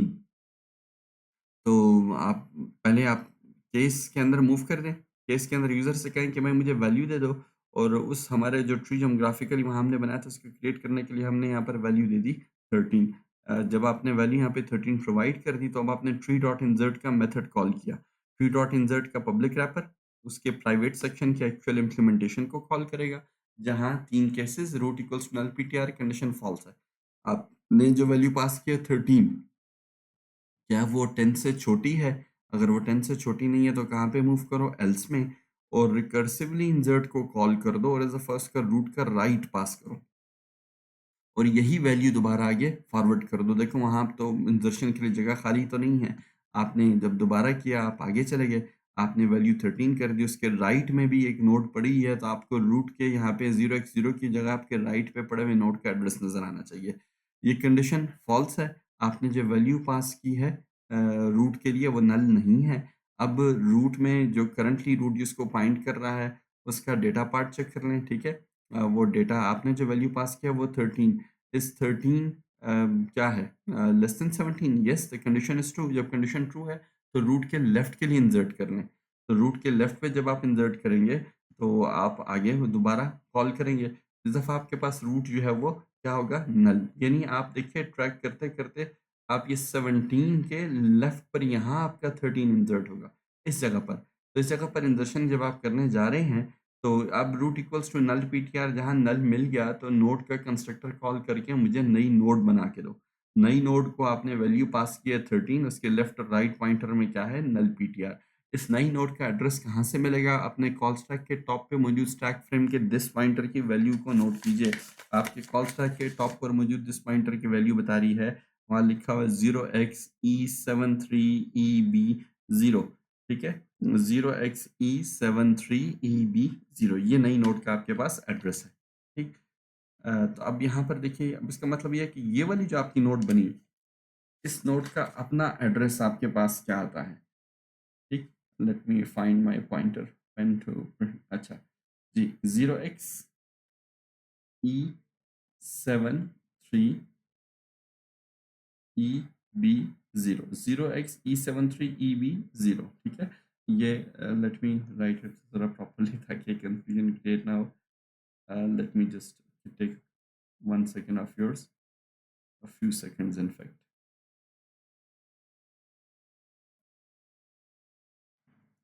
0xe73eb0, 73eb0। ठीक है, और यहाँ पर आपने जो वैल्यू पास किया है वो वैल्यू आपके पास क्या है, वो वैल्यू आपके पास है 13।